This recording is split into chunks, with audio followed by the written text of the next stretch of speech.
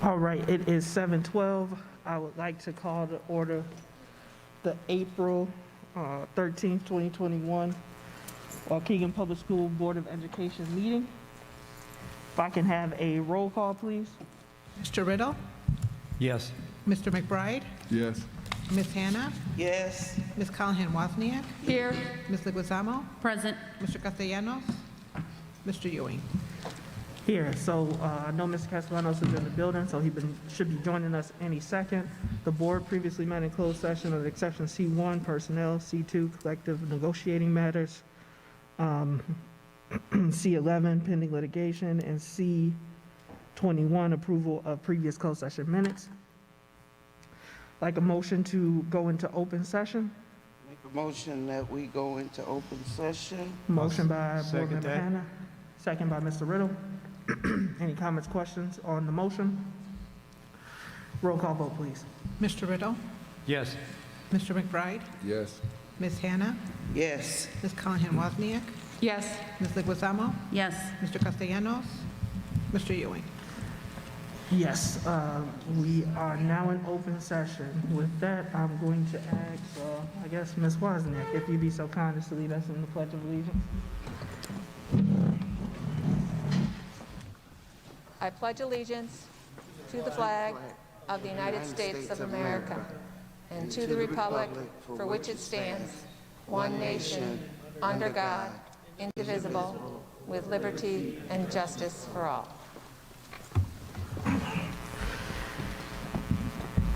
Thank you. All right, we have our opportunity for public comment, item 8A. Just as a reminder, right, we are in the age of COVID.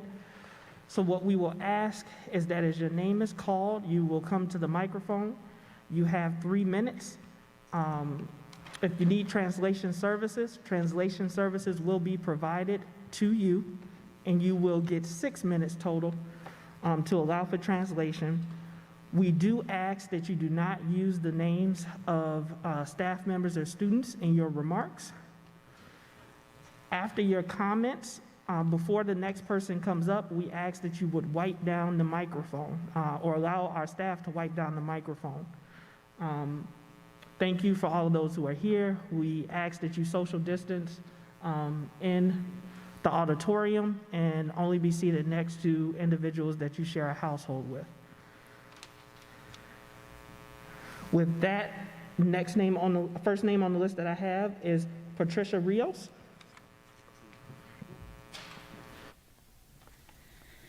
Good evening. Rios, before you start, if we can get the timer up on the screen, please. The timer. All right, and whenever you're ready, your time will start. Thank you, Ms. Rios. Okay, good evening, board members and Ms. Placencia. I presented a harassment complaint against to HR against the pre-K coordinator. After waiting for some time, there was no action. I was informed that the attorney, Jeremy Duffy, was handling the case at that point. Yesterday, I learned that the pre-K coordinator was clear of any wrongdoing. And then I'm wondering, like, how is this possible if no one ever contacted me, no one ever interviewed me, and I asked Ms. Placencia and the board members to investigate this matter. I feel discriminated against and abused by the process that completely ignores my complaint to the point that I was never granted an interview by Mr. Jeremy Duffy. Thank you. Part of it.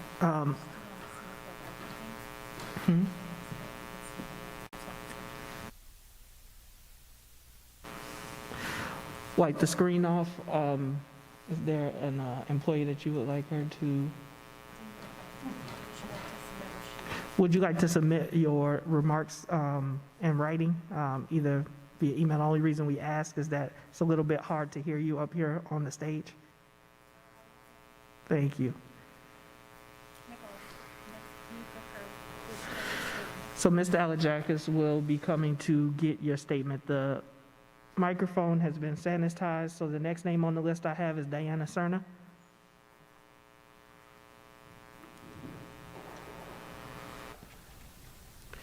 Buenas noches, miembro del Consejo, Superintendente Plasencia y comunidad en general.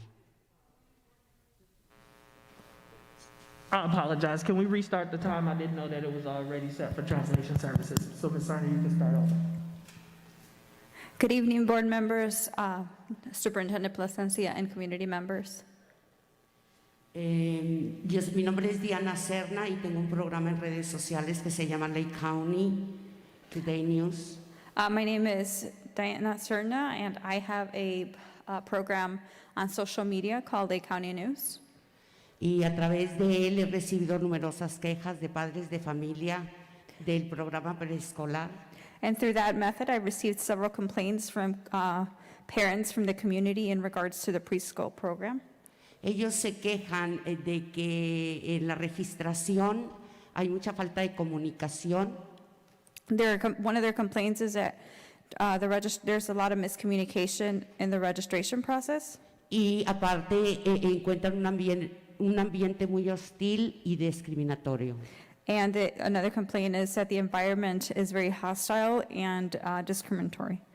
Y un ejemplo que ellos nos dieron es que el día de San Valentín One example that they gave us is that on Valentine's Day, se les entregaron libros a los niños, books were distributed to the students, pero todos estos libros eran única y exclusivamente en inglés. but all of these books were exclusively in English. No había un solo libro en español, There was not one book in Spanish, a pesar de que hay una gran cantidad de libros en español disponibles. even though there's a wide variety of Spanish books available. Entonces esto les confirma el ambiente hostil y discriminatorio que está sucediendo en el programa preescolar. This in turn confirmed the hostile and discriminatory environment of the preschool program.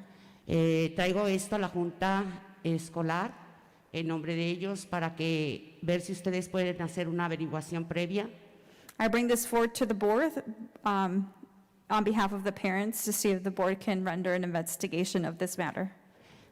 una investigación sobre el ambiente hostil y discriminatorio. An investigation about the hostile and discriminatory environment. Gracias. Buenas Thank you. noches. Good night. Thank you, Ms. Cerna. Ms. Patty will be looking into that issue. Mr. McIntyre, Anthony McIntyre.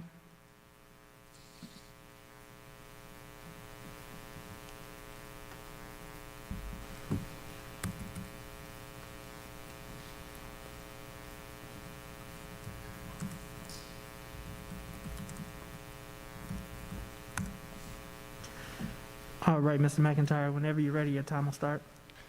Good evening, everyone. Can you all hear me with this thing? I just wanted to say a few things about the school renaming. So I think the reason I know that the process was probably fair is because I didn't agree with all of it. If that sounds interesting to you, I'll explain why I say that. Typically, if you agree with everything that's going on, every part of a process, it may be a trick to it. I am appreciative of the way in which this all went, probably starting with the fact that all of you voted for it unanimously, right? And when you have a unanimous vote on something, that has to say something, because I think you all are up here, you're elected for the purpose of speaking on behalf of the community at large, and I think you all did that. The fact that I was involved myself on the committee level, as well as, I don't know, I think I probably was a contributor to the reason that the process started in the first place. A lot of that had to do with what was going on up in Minnesota with George Floyd. I think everybody knows that. There's a lot of issues in this country right now relevant to race, and the fact that this was something that you all, in your infinite wisdom, thought that was important enough that you would see that if there is anything associated with systemic racism in this country, in the education system, it needs to be addressed. One of the ways in which it can be addressed is when you have a name on a building that represents that same racism that we're talking about, that you all felt it was necessary to support the cause of changing that name, I think is very important. I wanted to commend everybody. That's really all I wanted to say. Thank you. Thank you, Mr. McIntyre. Next name on the list we have is Chester.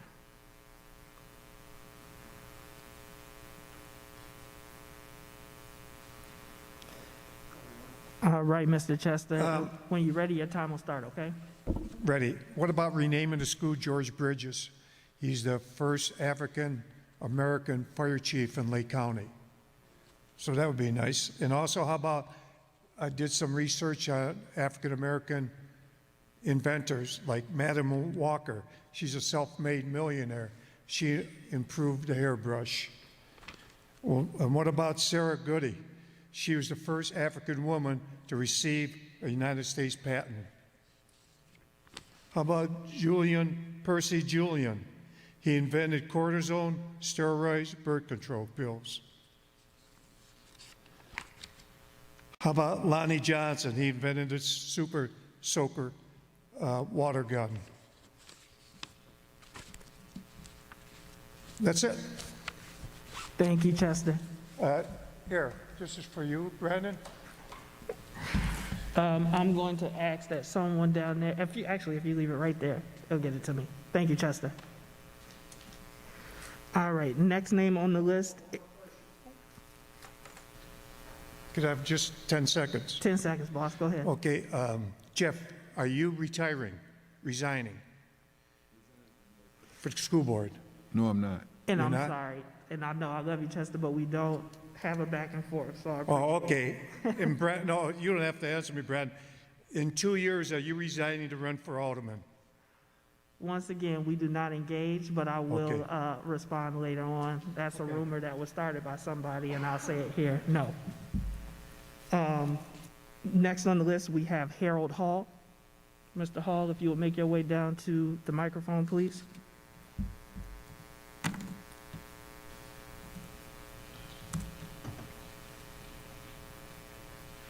Good evening. I would like to recommend you guys to go ahead and name the school after Barack Obama because he achieved so much. I know this guy was just here listing a lot of things that people have accomplished, but to be the President of the United States, the most powerful position whatsoever, and he started right here in Illinois, his political career. And I think that'd be great. Thank you. Thank you, Mr. Hall.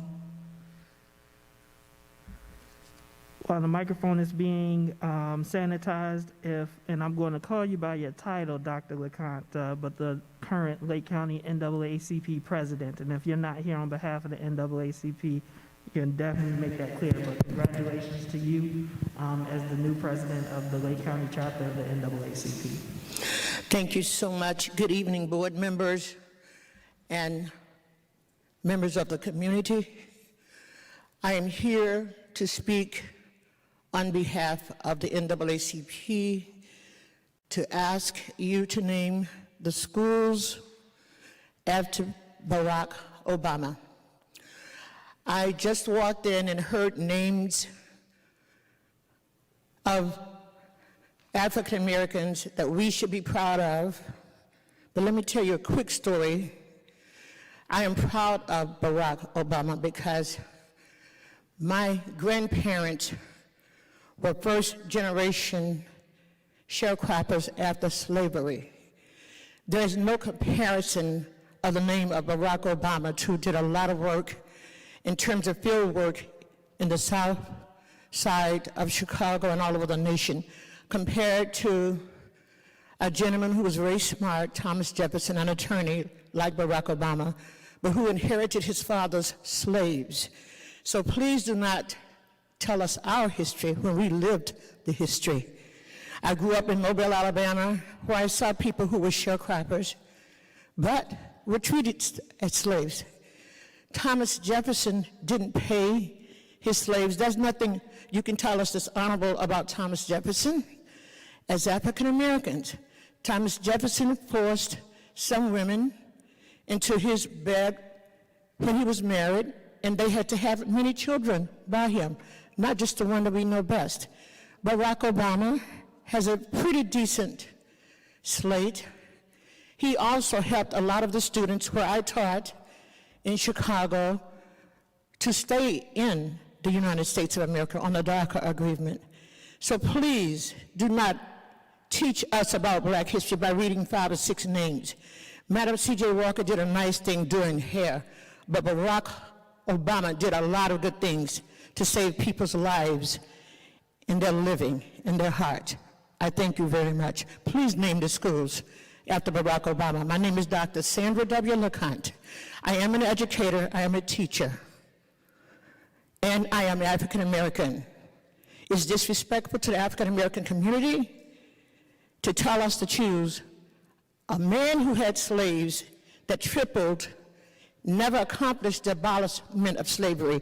Please read Thomas Jefferson's history, and then you'll know Barack Obama deserves that honor. Thank you. Thank you, Dr. LeConte. Thank you. Next name on the list is Bobby Garland.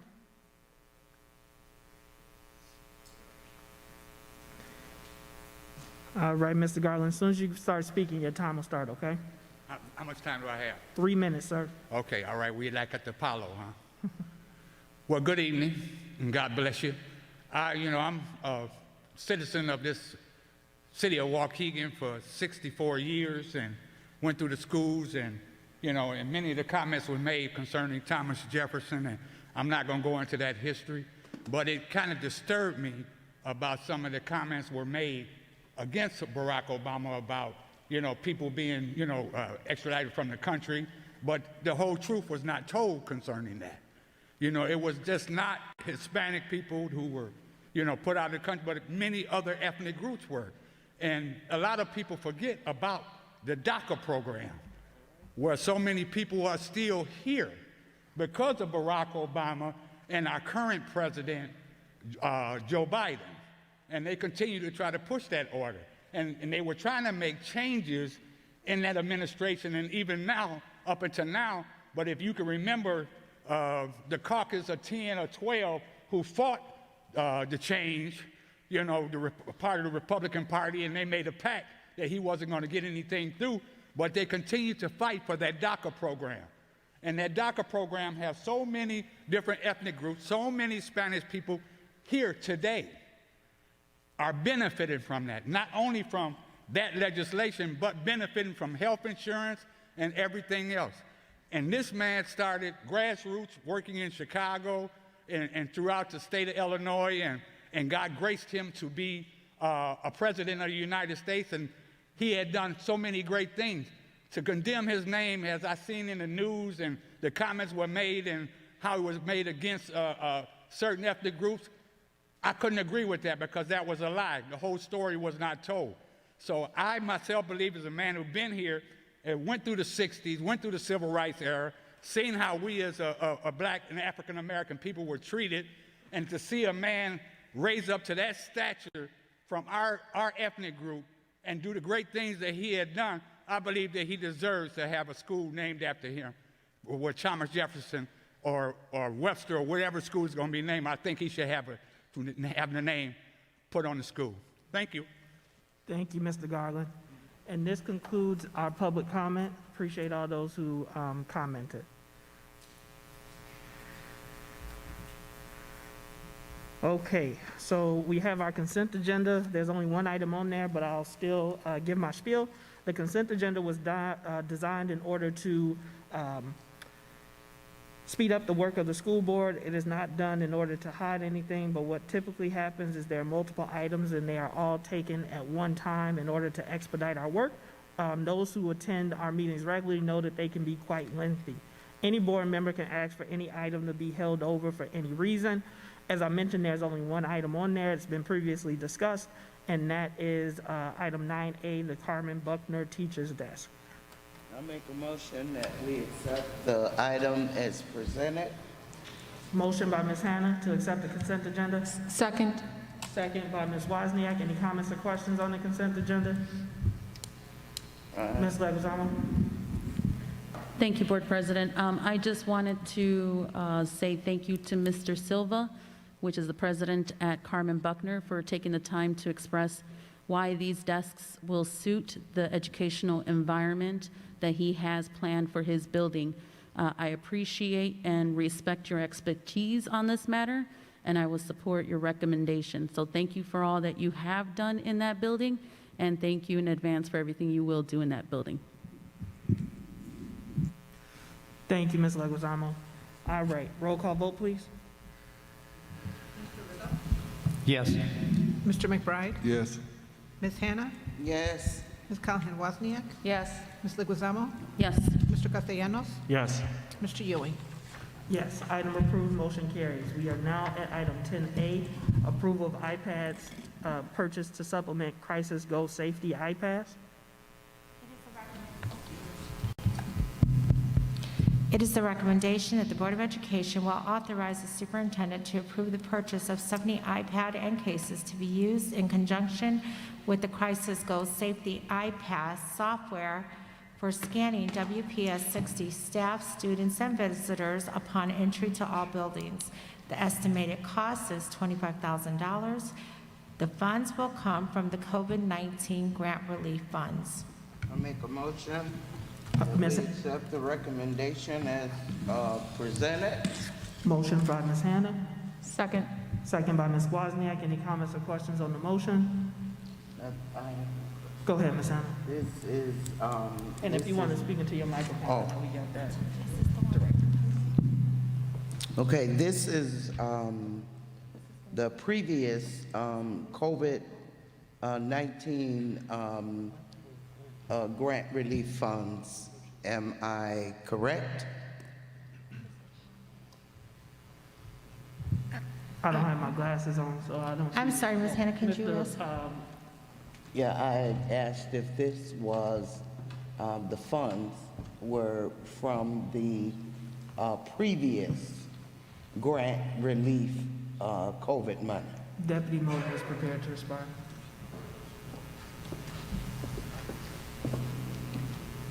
Whenever you're ready, Mr. Moulton. No. Just wait for the door.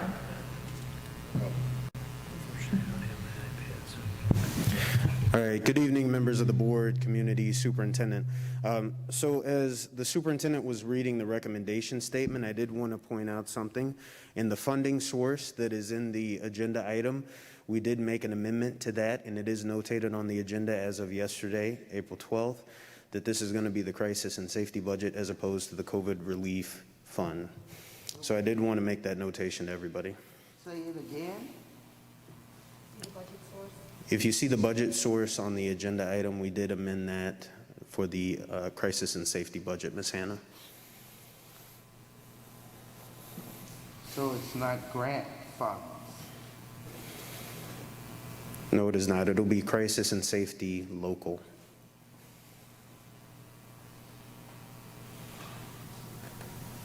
Oh.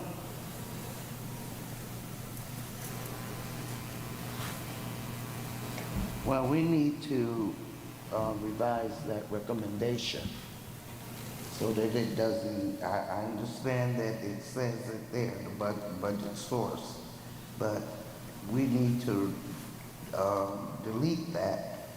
Funds will come from COVID-19 grant relief funds so that it's a proper vote. Clearly noted. I don't know if you want to speak to that, Mr. Morris. The reference to the funds? Yeah, Ms. So Hannah. fund source? I don't think, It's right there, Tom. It's up there on the screen. I mean, if that's not what we're voting on, why is it present on Because the they wanted it to be- recommendation? They wanted it to be clear, so there wouldn't be confusion as to where it was coming from. No, I understand. No, No, that's if you look at what, the that's budget what he's source, saying we now. amended it And it shouldn't be there if we're not using it from that fund, so funding source, it should not appear on the recommendation. It says revised, and that's for transparency. Are we asked, I mean, the budget source, so I'll wait for you, Mr. Morris, to give us that. If that's not the fund it's coming from, it should not appear. Because we're basically approving something that is not accurate. you're approving the purchase. Right. Correct. So you're approving the purchase, can we, I don't think the source of funds is necessary to show. It's an information piece. It's not part of the actual item. You're authorizing the administration to acquire the item. So I'm still not clear on what the source of funding is if it is not COVID-19 relief funds. Do we know? Yeah, so this is the crisis and safety budget, local funds. The agenda item was amended as noted on the screen there on April 12th, which was yesterday, to correct the budget source. Oh, I see. So the item, now I recall being alerted on this. So the item was posted 48 hours in advance as an action item for us to address. We're still addressing the same item. However, there was an amendment put on board docs to clarify the inaccurate citation to the fund source. Mr. Moten has just explained to you where the funds are coming from. So it's a lawful source of funds. So the question is, do you want to approve the purchase of the $25,000 expenditure as proposed? So you're not blessing that part of the last sentence on the recommended action. You're simply authorizing the acquisition on the corrected Right. fund source. I get it. And Mr. Morgan, can you remind us what is the crisis and safety budget? Because I'm not familiar with that. Yeah, those are the local funds within the budget that support the safety department, Ms. Hannah.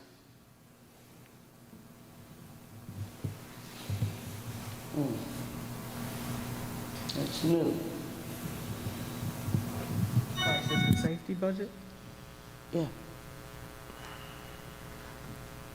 All right, we have a motion and a second. I'd like to amend the motion that I make the motion to approve the recommendation with the stricken last line of the recommendation. I want that stricken off the recommendation. So Ms. Hannah has a motion that the recommendation be stripped of the funds will come from COVID-19 grant relief. So do we have a motion? And we had a second with Ms. Wozniak. Do you amend your second? Yes. Mr. McBride, do you have a question? Well, I guess my question was, it's a simple fix. Basically, she's saying it's money is coming from COVID.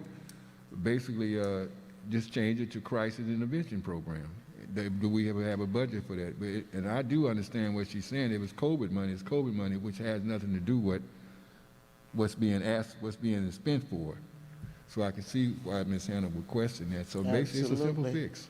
Yep, so Ms. Hannah's motion has a second. Any other comments or questions? Roll call vote, please. Mr. Riddle? Yes. Mr. McBride? Ms. Hannah? Yes. Ms. Callahan Wozniak? Yes. Ms. Leguizamo? Yes. Mr. Castellanos? Yes. Mr. Ewing? Yes, item approved, motion carries. All right, we have personnel items 11A.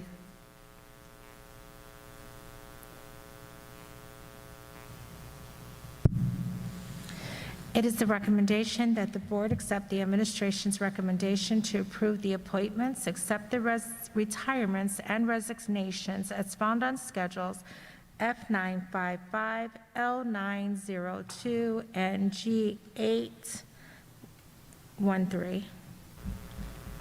Motion, or do we have a motion? I make a motion that we accept the recommendation. Motion by Ms. Hannah, Second. second by Ms. Wozniak. Any comments on the motion? Roll call vote, please. Isn't there an item that we need to put straight? No. It's The next It's the item? next one. Yes, sir. All right, so we have a motion and a second. No questions or comments. Roll call vote, please. Mr. Riddle? Yes. Mr. McBride? Yes. Ms. Hannah? Yes. Ms. Callahan Wozniak? Yes. Ms. Leguizamo? Yes. Mr. Castellanos? Yes. Mr. Ewing? Yes, item approved, motion carries. We are now at item 11B, other personnel action items, position closure / non-renewal. Superintendent? It is the recommendation that the Board of Education accepts and approves the administration recommendation to process non-renewals and position closures. There was something we were leaving out there. We're not doing it. So do we strike position closure?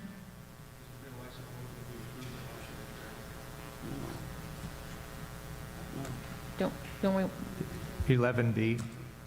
We want to approve 11B, To approve the non-renewal is recommended. the non-renewal? the non-renewal. We are holding over the Table the position. position Or do you- closure until 2 weeks. So the motion would be to approve the non-renewal. That's what Okay, she I read, can read right? it again. It is a recommendation that the Board of Education accept and authorize the administration recommendation to process non-renewals. And table the position closure. Do we have a motion? I make a motion that we accept the recommendation and for clarity, to accept the non-renewal as presented, but to table the position closure. Motion by Ms. Hannah. Second by Mr. McBride. Any comments, questions on the motion? Roll call vote, please. Mr. Riddle, Yes. Mr. McBride, Yes. Ms. Hannah, Yes. Ms. Callahan Wozniak, Yes. Ms. Leguizamo, Yes. Mr. Castellanos, Yes. Mr. Ewing. Yes, item approved, motion carries. All right, we're going down to financial reports. And I'm going to take them separate, just in case there are questions. Item 14A, the ratification of the first processing of board bills for April 2021 manual check request payments and First Midwest insurance payments for the period of March 17, 2021 through April 6, 2021. It is the recommendation that the Board of Education ratify the first April 2021 processing of board bills, manual check request payments for the First and First Midwest insurance payments for the period of March 17, 2021 through April 6, 2021. The accounts payable board March 17, 2021 through April 6, 2021 payments total $1,992,208.75. The manual check request payments for the period of March 17, 2021 through April 6, 2021 total $1,328,935.28. The First Midwest insurance payment for the period of March 17, 2021 through April 6, 2021 payments total $783,803.35.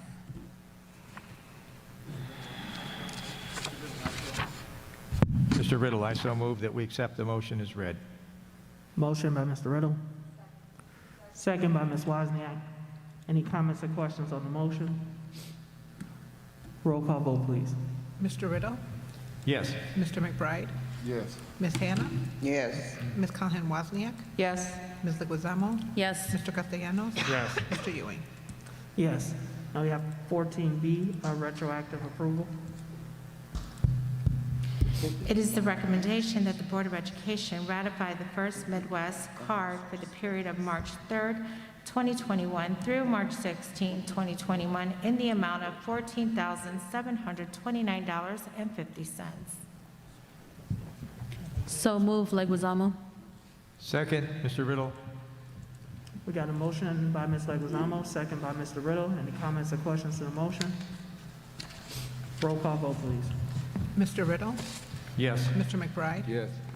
Ms. Hannah, Yes. Ms. Callahan Wozniak, Yes. Ms. Leguizamo, Yes. Mr. Castellanos, Yes. Mr. Ewing.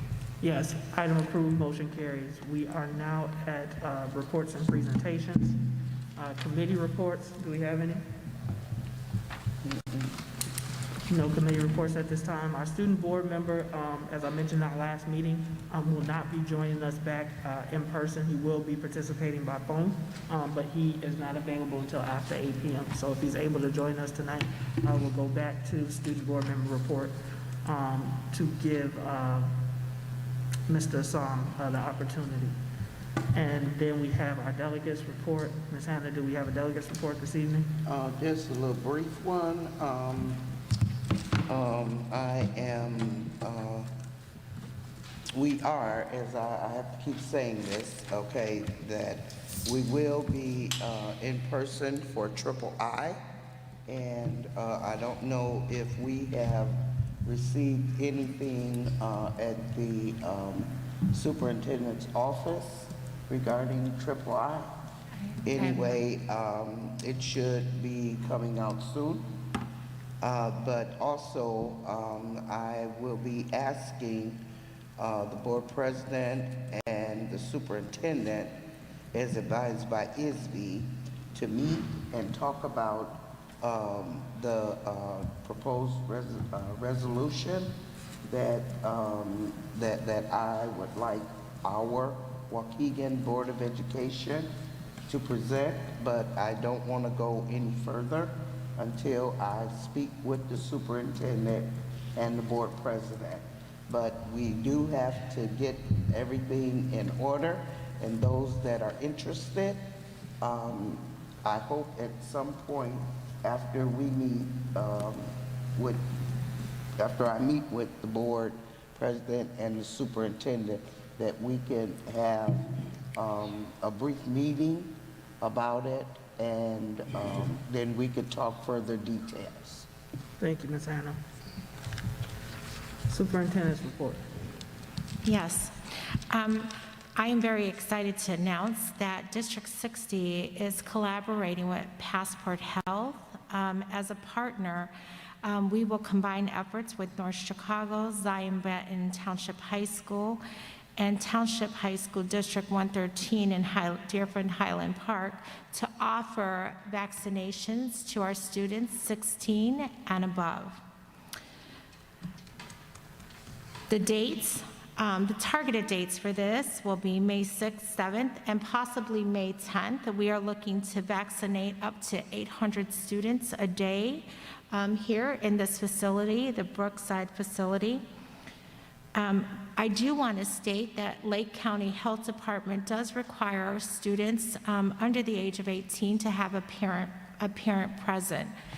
This availability for the vaccine within Waukegan Public Schools will only be eligible for our students. I have had many parents reach out to say, can I get vaccinated with my child? At this time, we will only be vaccinating our students ages 16 above, and it will be the Pfizer vaccination.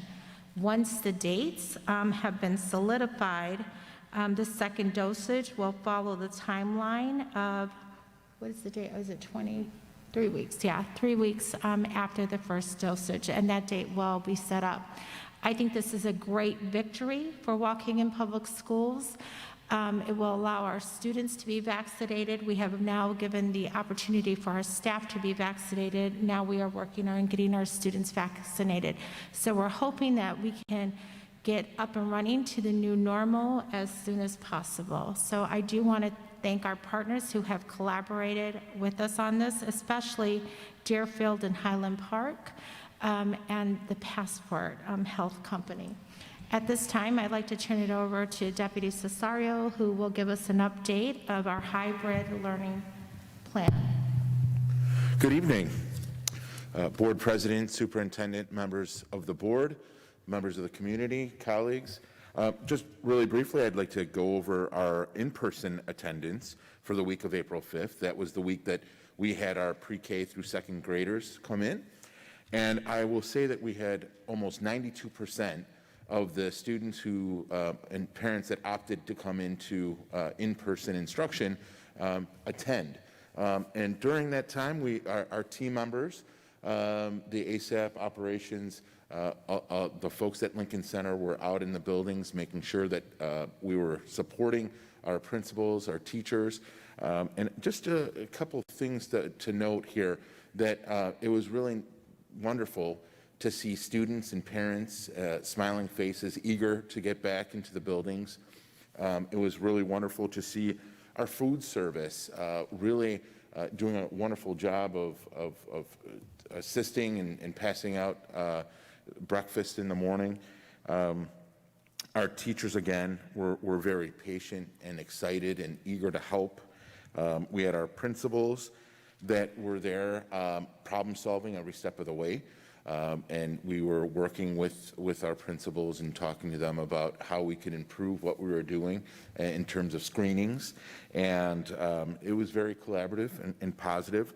I will say that in terms of that collaboration with the screenings and using Crisis Go, that was ongoing. We've had an ongoing analysis of what was working well, what needed to be tweaked, and the principals were an integral part of making sure that we could do this efficiently. And when there were glitches, well, then we conducted things the old-fashioned way, got the thermometer out, and took down temperatures and asked screening questions and recorded those with pen and paper. But for the most part, we've had that all worked out now, and we have to thank IT for the wonderful support along with the operations team. And again, our admin, our principals, our area superintendents for their assistance. Again, I want to thank the parents and students who came out and were patient as we got to know these new systems. So that's about it for me. Thank you. I'd also like to remind parents, if you have changed your mind and had opted for remote learning for your child, you can still opt into our hybrid learning, hybrid learning, I'm sorry, not remote learning. Please contact your school principal, and we will enroll your children for our hybrid plan. Right. Ms. Hannah? Yeah. Thank you for that report, Mr. Cesario. For the sake of transparency and for the public, my question is how many students attended the first week? Our preschool students. I thought that we would get a breakdown per school of the number of students that attended. That's what I was looking for. Okay, I don't have that. I can get that pretty quickly. I have a total of what was here, and that was what I presented on. Right, and so I am asking for a breakdown. Yeah, but she's asking for each grade level. I don't have. Ms. Hannah, not the grade level, Mrs. I have the total number. Per school. Yeah, I don't have that with me right now. That's what I'm looking for. Okay. Per school, how many students attended per school? Sure, I can definitely get that to you. I just gave an overall view. Right, and just for the future, if you would present that per school, the numbers per school, because I visited some schools, and one school there were the highest, I think, was 60 students. One school had 24, but they anticipated another 20 the next day. And I just want to know how many of our students are coming back into the building.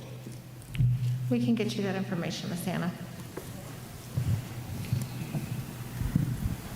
And I know it's been mentioned and you put out a statement, but I'm sure there are many people watching on YouTube, and there are concerns obviously around what we see happening in Michigan, and even in our own community with growing rates.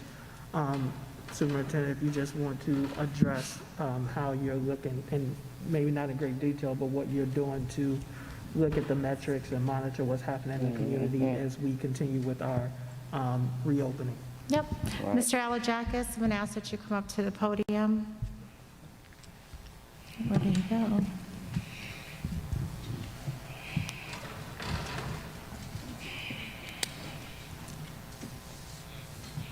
Sorry, President Ewan, can you repeat that one more time? Yes, I know there are concerns as we look at our neighbors over in Michigan and see the rising incidence rates in our own community. So the question was, what is the administration doing in order to monitor the current change? Oh, sure. I'll be happy to address that. So as an administration, at the district level, we're looking at the trends daily. One of those situations where you're just kind of sitting on your computer, pressing the F5, refreshing, waiting for new numbers. So we're reviewing it daily, looking to see how, where we're noticing any trends and sustained trends. So a day or two of increased rates or a day or two of decreased rates doesn't necessarily tell the story. And so we're evaluating that's kind of like the 7-day rates, whether it's the incidence rate, which is, generally the amount of cases per 100,000 in a community, or if it's the positivity rate. And so we're looking to see how those are trending. And obviously, I think the superintendent earlier this week, she put out a message that talked a little bit about that and talked about what the CDC's recommendations are for schools. And so we're taking all that into account. We've spoken since the beginning, right? It's been 13 months now. We've talked about looking at the data, looking at the trends, and relying on health experts. And that's a big part of it still, is to rely on what the advice of those health experts locally and nationally are saying about schools and the best course of action. And right now, of course, we still have our, and I can't think of the term, but our COVID czar. I didn't hear you. The COVID czar, the person in charge of, or our nurse who's helping with. Yeah, and Ms. Dobbs, who's our lead nurse, and who's done yeoman's work over the past 13 months with our COVID team and with some of our other nurses is still an integral part of these decisions and everything in our discussions every day. We have been watching the metrics very closely. It is something that my team monitors daily, and we are also monitoring what is transpiring in our building.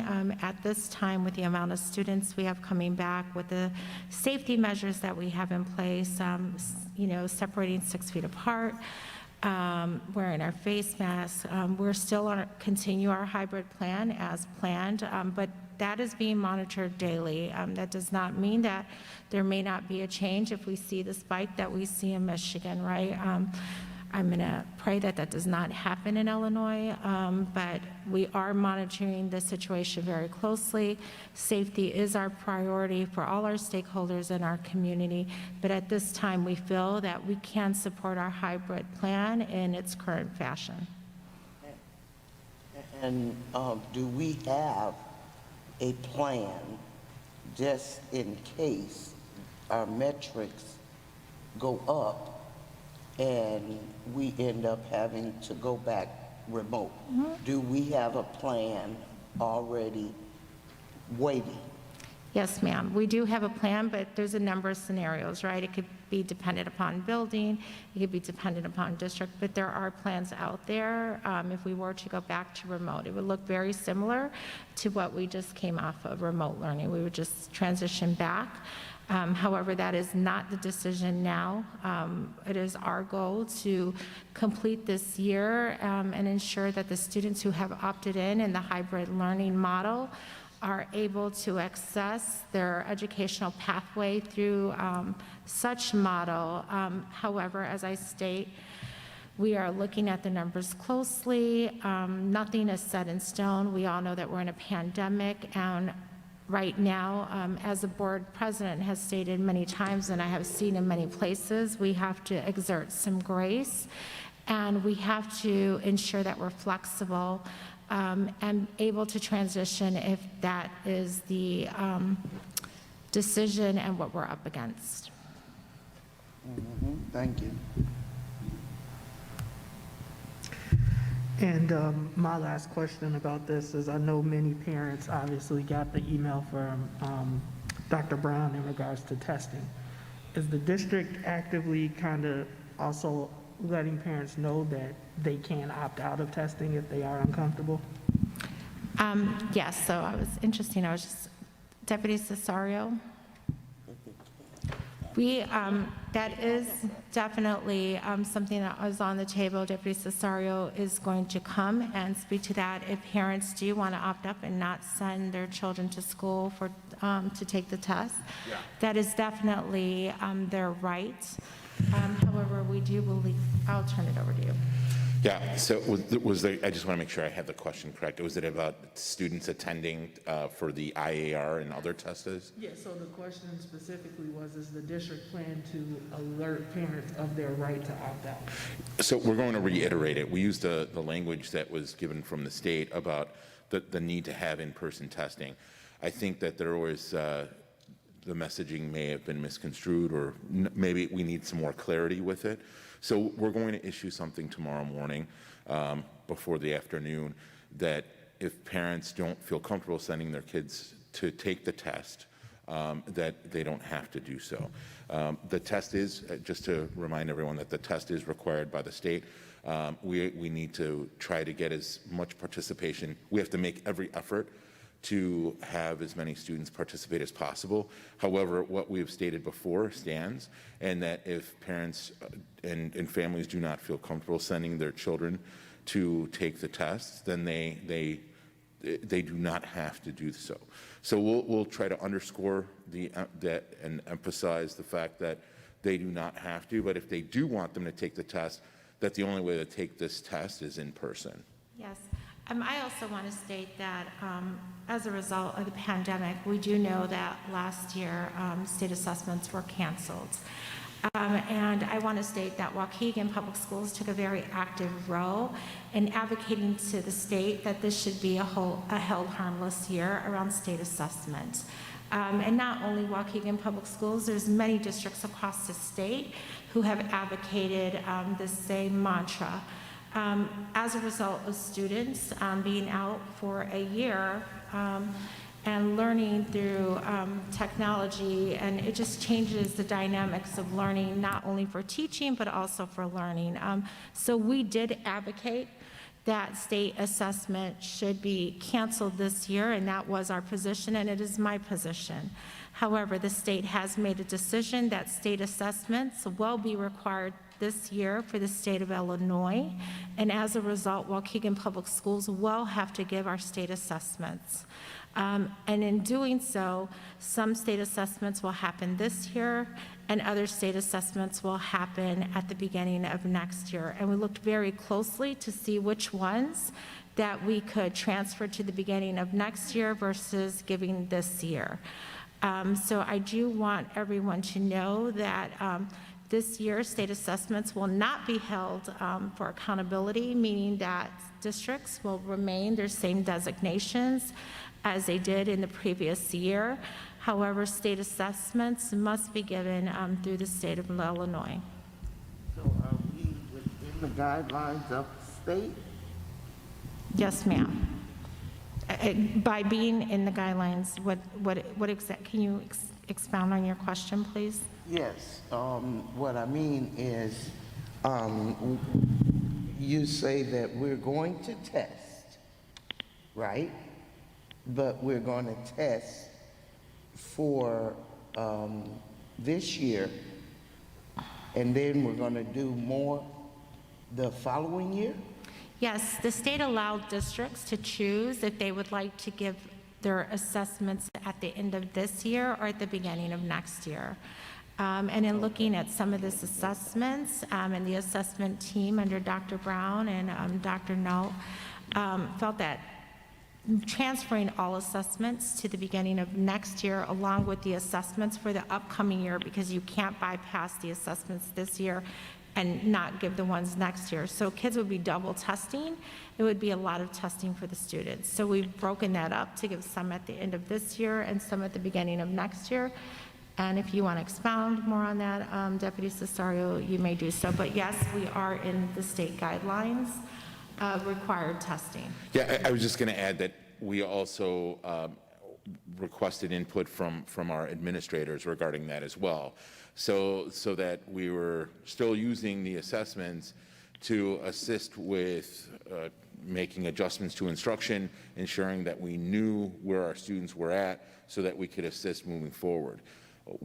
Based on the survey data that we collected in terms of attendance for the hybrid planning, we thought it was probably best to move with the option that resulted in the least amount of testing right now, and that was the agreement across the groups that we had conferred with, and provided the input from those other, from the admin, and so that's part of the approach that we took to making that decision.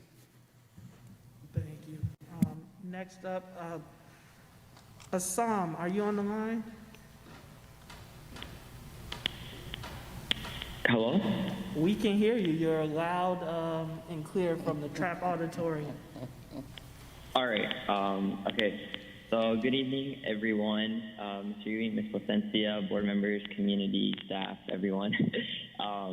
So I'm going to try to make this short but informative as possible. So I would like to take my time that's given to me today to kind of dedicate something that has started, and specifically for my religion, Ramadan, so Ramadan Kareem. And many people may not know what Ramadan is, but I would just like to quickly explain. So as a Muslim, me and others, we fast every day from sunrise to sunset for a whole month. So the reason behind this, is not for a diet or anything like that. It is actually to let us know how it feels to be hungry and thirsty for a specific period of time. Meaning it is to show us that we should be appreciative for what we have, as others don't have that luxury. So that is the reason behind Ramadan and why we fast in this holy month from the Islamic calendar. So the reason I'm sharing all of this is because not only to educate, fellow community members, staff, board members, and everyone, but it's also to share things that we can do to help out students who are currently fasting. This can fall into the category for middle schoolers and mostly high schoolers, as I would say from sophomore year, it becomes kind of mandatory for students from the ages of 14, 15 to fast every day, while ages under that, they don't have to fast mandatorily, but it is optional. And I think that mostly students, even in middle school and early high school, they still fast because they see their parents or siblings or family fasting, so that's why they also do it. So some things that we can do is that first, of course, students who are fasting, they would let their teachers know in advance, or let their teachers know, hey, I'm fasting today. And, they would ask if they need anything, or the teachers can ask if they need anything. So some things for teachers that they can do is, respect the privacy of students if they don't want to speak about their beliefs publicly, and, what they're doing. If they don't feel comfortable talking about them fasting or Ramadan at all, then, let that you should enforce them. And I think that's kind of, something that's common sense, I would say. Also, for those that have PE, if PE teachers, I know they say do it at home, or I don't know how PE teachers exactly do their homeworks, or how they assign their homeworks, but if they could kind of give students a possible pass, or just say, hey, can you at least do this this little amount, just get some exercise in, then that's also something that they can PE teachers can specifically do. And then lastly, I have sleep schedules, because as we do fast from sunrise to sunset, what we usually do is we eat before sunrise, so we kind of have a full stomach before we start fasting. So it makes it easier on us, meaning that we would wake up around 4 or 5 o'clock in the morning, and then we would eat, we would pray, and then we would go to sleep. So sleep schedules are complicated. So, some morning classes, sometimes they can be difficult for students to attend and participate at their usual level of involvement. They may be really tired, or they may not have the energy. So I hope that teachers can also understand that, for participation points, or attending the meeting, or for absence, or being present in the class, and they kind of it give them an okay, okay, I understand, instead of being, follow the regular rules. Like I said, because students will be tired, and that includes myself as well. But of course, I will do my best to wake up regularly, like I always do, for school. And then the last thing I have is, at the end of Ramadan, we do celebrate completing the fasting for a whole month from sunrise to sunset. We have a huge prayer, and then, so usually if the Corona wasn't allowed, or not allowed, Corona wasn't here, we would all be hugging each other, going to parties, celebrating.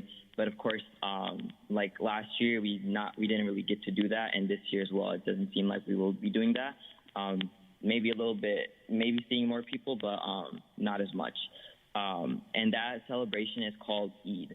And this year, Eid, it seems to be either on a Thursday or Friday. And usually, for Eid, what I would have done from school is I would call in and say, hey, I'm not coming, or my mom would call, or my dad would call and say, hey, I'm not, my son's not coming in, and then do the regular attendance office. But I think that, since I know that I probably am not the only Muslim in the whole district, and a lot of other people celebrate it. I think that it should be considered to be, give that as a holiday for those Muslim students. They can, tell a teacher, or they tell their counselor or something like that, instead of having to call in the morning. And, so it can be easier on the students, and, the counselor knows, like, hey, okay, yeah, I know you're not going to be here, and they can, give you excused for that day off, for that day. So that's the last thing I wanted to share. But yeah, I hope everyone has a great rest of your evening. Thank you so much. Thank you, Assam. Appreciate you joining us remotely, and understand your decision due to safety concerns. And then I also want to commend you for using this platform in order to inform, especially how sometimes underrepresented, religions and beliefs in our public schools aren't necessarily considered in things like scheduling and holidays. So appreciate your advocacy, and I'm sure that we will be getting that information, and, definitely working with Ms. Delajakis to, I think there should actually be just a campaign around awareness related to that, some of the simple steps that we can take to make our students feel welcome. So appreciate that. Mr. McBride. I want to say good luck with your Ramadan, and inshallah, my brother. I don't know. Did you hear him? We got him. He might be muted. All right, so we are at President's Report. And just for the agenda, my President's Report is... Sorry, I just heard I think it was McBride. Sorry about that, because it's a little bit slow. Thank you, yeah. Said thank you. Appreciate that. So under my President's Report, I'm going to read a prepared statement, and from there we're going to move right down to items 17A and B, which are about the renaming of Thomas Jefferson and Daniel Webster Middle School. We hold these truths to be self-evident. All men are created equal, that they are endowed by their Creator with certain unalienable rights. Among these are life, liberty, and the pursuit of happiness. Powerful words from an important American. Thomas Jefferson wrote these words at a time when my ancestors lived in bondage as enslaved people. That is the original sin of America that to this day has not been absolved. Another great American, Dr. Reverend Martin Luther King, put it this way: in a sense, we've come to our nation's capital to cash a check. When the architects of our republic wrote the magnificent words of the Constitution and the Declaration of Independence, they were signing a promissory note to which every American was to fall heir. This note was a promise that all men, yes, black men as well as white men, would be guaranteed the unalienable rights of life, liberty, and the pursuit of happiness. It is obvious today that America has defaulted on this promissory note. Insofar as her citizens of color are concerned, instead of honoring this sacred obligation, America has given the Negro people a bad check, a check which has come back marked insufficient funds. But we refuse to believe that the bank of justice is bankrupt. We are again experiencing unrest in our country as we discuss and dissect another murder of an unarmed black man at the hands of the police. This happened just 10 miles away from where the officer charged with the murder of George Floyd is currently on trial. George Floyd set off the largest protest demonstration in the history of the world. There was a demand for justice, but more profound than that, there was a demand that America needed to have a deep and long-awaited reckoning on the lasting legacy of slavery and racism that still permeates many facets of our society. That conversation came to Waukegan Public Schools with community members and students past and present, asking that we explore systems of inequity in our own district, and we consider changing the names of 2 schools, named after great American patriots, but patriots who also embraced, participated in, and defended human bondage. After many discussions, the decision was made. The board amended its policy in a 7-0 vote and then voted 7-0 again to form 2 committees based on that school renaming policy. There are 6 names that were brought forward and decided on through committee. Those 6 names were consistent with our policy, and then they were voted on by that school community as outlined in that policy, and the top 3 vote getters were presented to the Board of Education, which we will be considering tonight. I get that there are strong feelings on all sides. I stand behind the process. I feel this is the right thing to do. It does not mean that we will not teach about Daniel Webster or Thomas Jefferson. This action is not us subscribing to cancel culture. What you will see tonight is progress. Symbolic as it may be, it is the start of tough conversations around equity that we will engage with and wrestle with as a board. In that same breath, we have way more important items to address outside of the school renaming. While school renaming has gotten the attention, this is not a majority of or even the most critical work that we are tasked with. I hope you understand why this decision is being made and understand it is happening fairly and inclusively. I hope we will be able to have this conversation respectfully and come together as a community once the vote is over, regardless of the outcome. As a reminder, when we move to the items, there can be a brief conversation if anybody wants to make a comment, but the first person, just as we do as we elect officers, will make a motion. If that motion gets a second, it can be voted on, and the first name that gets the floor would be the name on the school. And that is the process. So with that, we are moving now to old business. 17A is the consideration of renaming of Thomas Jefferson Middle School. Riddle, Mr. President, I so move that we rename. Well, we haven't read the recommended action. Oh, okay. Superintendent. Okay, sorry. It is recommended that the Board of Education rename Thomas Jefferson Middle School to effective July 1st, 2021. Oh, it doesn't. So I guess, so you had a recommendation, Mr.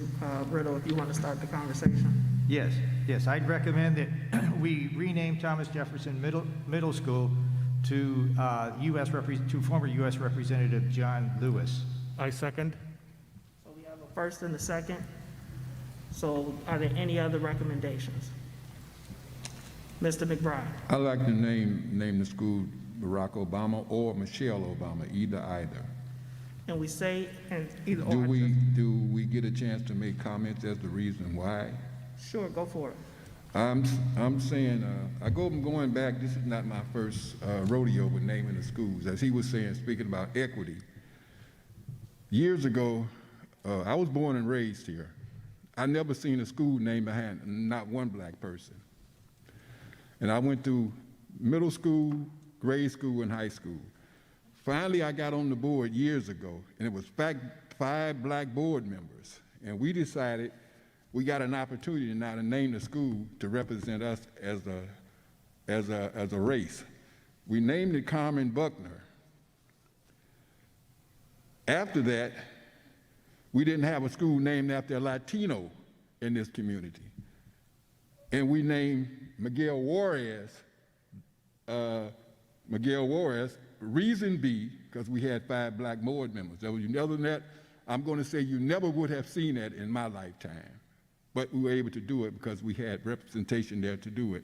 And we did it from a moral standpoint. We seen that there wasn't a school named after a Latino, so we named it after the chief of police, Miguel Juarez, and we had individuals sitting with us on that board did not want to do that. But because we had representation that time, we were able to do it. And along with that, while sitting there, we also got accused of racism because we were doing the right thing. Now, going back to Barack Obama, you heard him speak. They don't tell the whole truth when they speak. The Dreamers program, the Doctors program, the Let's Move program by Michelle, and not only that, the idea of the President of the United States is the most greatest thing that's supposed to be on this earth as far as mankind. And you can't name a school after him. Also, too, let's look at Chicago. They're getting ready to name a library after this man, millions and millions of dollars. We talking about a lousy name. Don't put Jeff McBride's name on there. I put 45 years of service in this community, and that speaks for itself when you start looking at the electoral voting process. I can't do anything for Jefferson, but have my name on there. Maybe, just maybe, instead of a library in Chicago, we may have a library here, just out of respect of the fact that we put that man's name on the building. John Lewis is before my time. I read about him. He came along with Medgar Evers, Malcolm X, and he also came along with Evans Cleveland. That's not going to do me any good today. And then we started this process off by putting the name on the building that would stand the test of time that all individuals will be able to respect. My grandmother is 93 years old. She cried when that name came, when Barack became President of the United States. My little girl, grandbaby, is 7 years old, know who Barack is. I doubt if she know who John Lewis is. Not to take nothing away from the credit from that man, but at the same time, some of the individuals sitting with us now weren't even born when John Lewis was doing what he was doing. But they know what Barack did, because some of them sitting here might have Obamacare. They may have Obamacare. So he did so much for this country. And not only that, I can't do nothing but sit here and say, and sit here and just suggest that that man's name go on the building. And I'm a graduate of Jefferson. Thank you. I'm sorry about getting emotional, but I could not sit here and don't speak up. So we got a motion by Mr. McBride. You have a second? We got a second from Board Member Hannah. Are there any other recommendations or nominations? Board President, can we clarify what is being recommended? Because Mr. McBride said an or, not an and. It will be Mr. McBride, and further clarification, Barack and Michelle Obama Middle School, as presented. Barack Obama or Michelle Obama, so if you can clarify what that. Either, I mean, the way the process was, you can have both names on the building, any national figure. You can have both names, or you can have one of the names. I clarified that because it was said Barack Obama is a bad guy, so what about Michelle? Was she a bad guy? Once again, they both contributed a lot to this country. In the schools right now, we got a program called Don't Move, the nutrition program. That's all coming from Michelle. Right. So I mean, maybe the public. I'm not going to say the public. Maybe my constituents that said with me not see what I see and feel what I feel. So with that, I close. Yeah. So we got it. So the motion, just for clarity, is like you said, it'll be Obama Middle School, but the name is presented as Barack and Michelle Obama. And so we got a motion from Mr. McBride. We got a second from Board Member Hannah. Are there any other nominations based on the three names presented for Jefferson?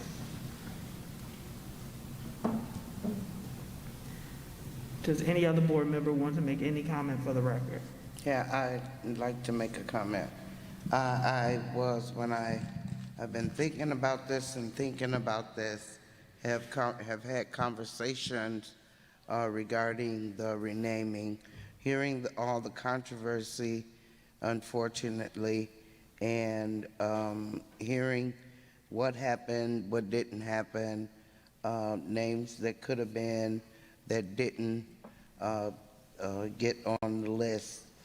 I was going to ask for a restarting of the process, but I'm not going to do that. But I will vote for Obama Middle School. And in terms of John Lewis, I am going to say the same thing that Mr. McBride said. I know of him because of what I've read. That was before my time, and it's an honor that his name came up. However, President Barack Obama and First Lady Michelle Obama, they did things for education. President Obama reauthorized the No Child Left Behind to the ESSA.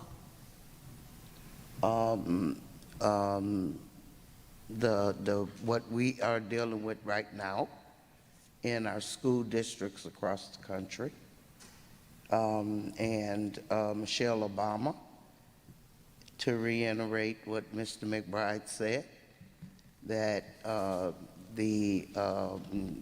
all of the nutrition, that was First Lady Michelle Obama's passion when she was in the White House, was to have a program that spanned it across the country for children's health, and eating properly and exercising, and there were a lot of initiatives that were brought forth during the 8-year Obama administration.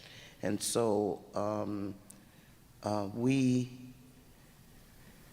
it's an honor, and we could honor him by doing that for our school, Thomas Jefferson. Mr. Riddle. Yes, I'd just like to say that Michelle and Barack Obama are held in the most high esteem by myself and many in our community.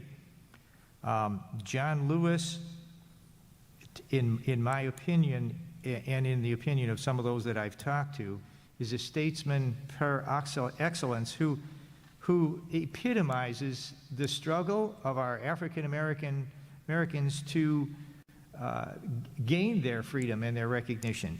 John Lewis just passed away. We all know John Lewis.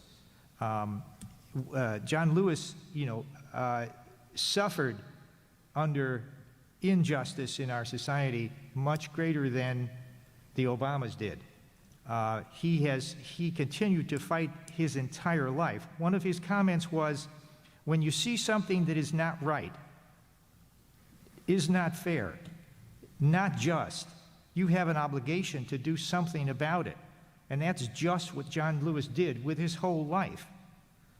He was beat down on the Edmund Pettus Bridge.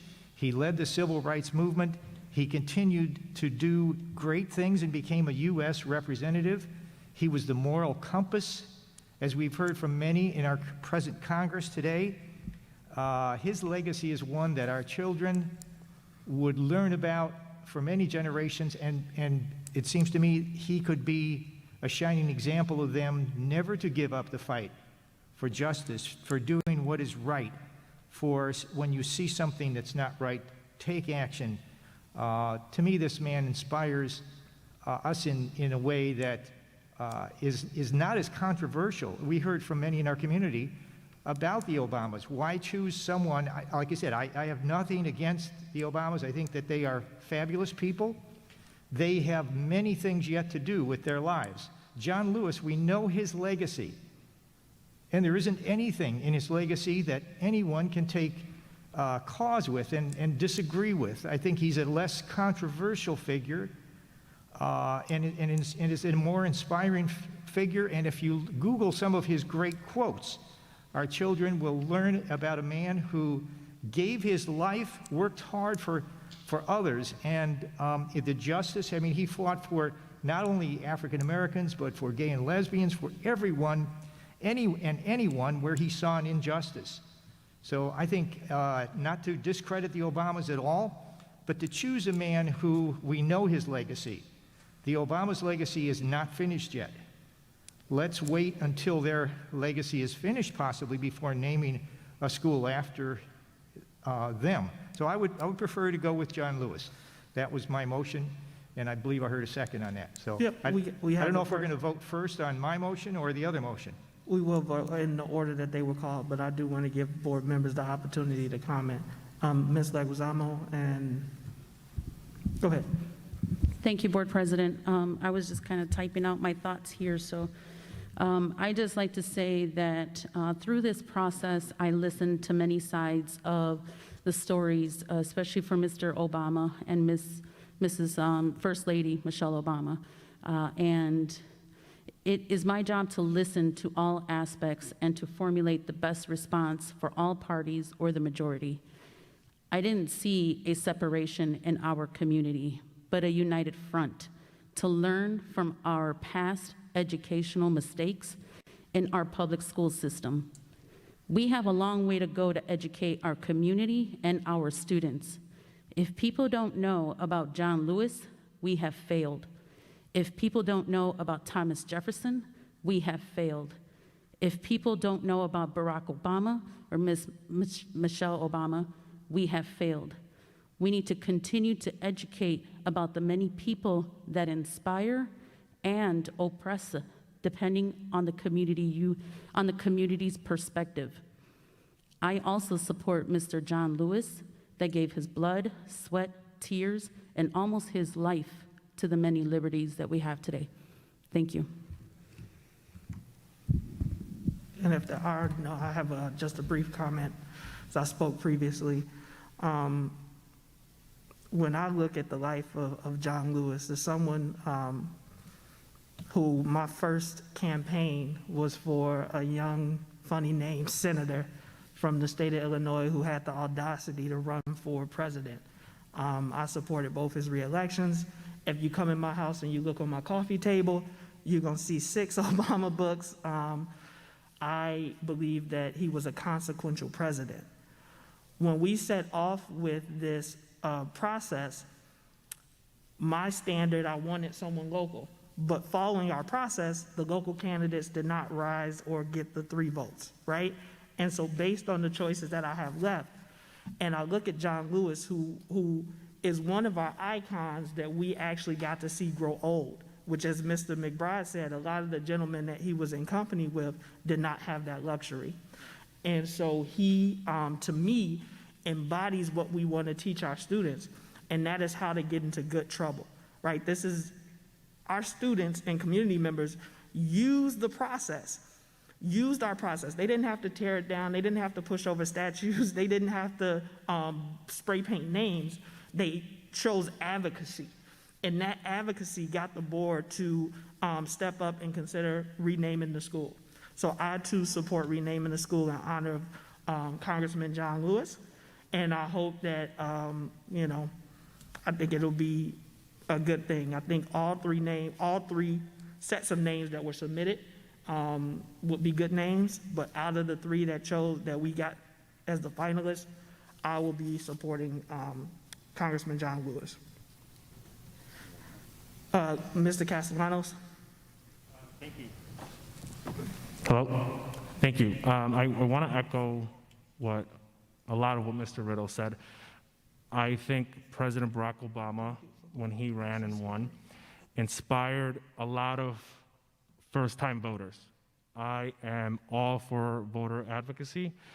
I am all for voter education.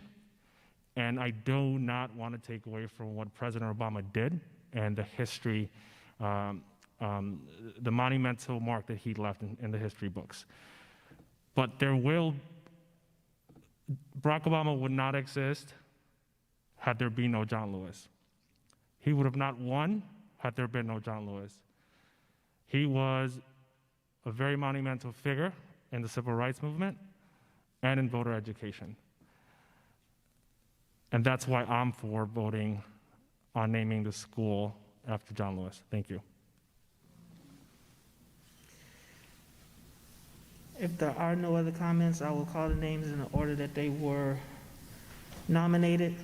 So first up was John Lewis. We have a motion by Mr. Riddle. Are we done with comments? Yes, sir. Can I make one more, please? Go ahead, Mr. McBride. Final comment. You know, again, as you said, when we started this process, we were always saying Barack Obama. Now, at the end of the day, we had a group come in and change everybody's situation, and I want to just say that. Yeah, and I don't want to get into back and forth. I think. Well, you want to tell the truth about it. I mean, I don't want the public to not know, be blindsided and understand why we're here. My mind, I did not change my mind. My original, I was not on the committee, as you were the committee representative for Jefferson. Ms. Hannah originally was the committee representative for Webster. So therefore, I let the process work itself out. But the process with Barack, I'm telling you, that didn't happen till. They came. That didn't happen till. That didn't. No, hold it. No. All right. I'm gonna clarify. It didn't happen till the community reached Lucy to get this started, and it got started, and that's where we're at. But either way it goes, it's a win-win situation. Whether even the reason why the process even got started anyway, and that was because Anthony McIntosh was saying we needed to change the name and put a name on there that represented good faith as far as the African community is concerned. So either way it goes, it's a win situation. But I still want the truth to be told, where nobody get blindsided. Yeah, so at this point, as we move on, I'm with Lewis too. And so I think that's the thing is there are stories or there's versions of the truth, the things that have happened, but as far as what has happened is transpired in the public. And so I know that out of the 3 finalists, my name was made up, and out of respect for the process, I didn't even go out, even though I've done 20 interviews in the last 2 weeks, and ever give my name until we sat here on this stage. So I want to we have a motion, we have a second. I'm going to call the names in the order in which they were recommended. So first up was John Lewis. So roll call vote, please. Mr. Riddle? Yes. Mr. McBride? To be on the same page, yes. Ms. Hannah? I know John Lewis. And seeing this is why I wanted the process to begin again. Number one, because local people's name should be on those buildings. And so I honor Congressman John Lewis. However, it is too far-reaching for Waukegan, because you can go in Georgia and John Lewis's name is all over buildings in Georgia. And to pass over the first black president that in the history of the United States is, to me, just a little bit sad. And because of, I heard the word this evening, he's controversial. He was controversial when he got elected. And so, you know, people don't know what the president did. President Obama did. President Obama, he put in for the, how do you say, LTGB? Well, I'm so sorry, I don't mean to offend anybody, but he put that legislation in. Excuse me, Mr. President,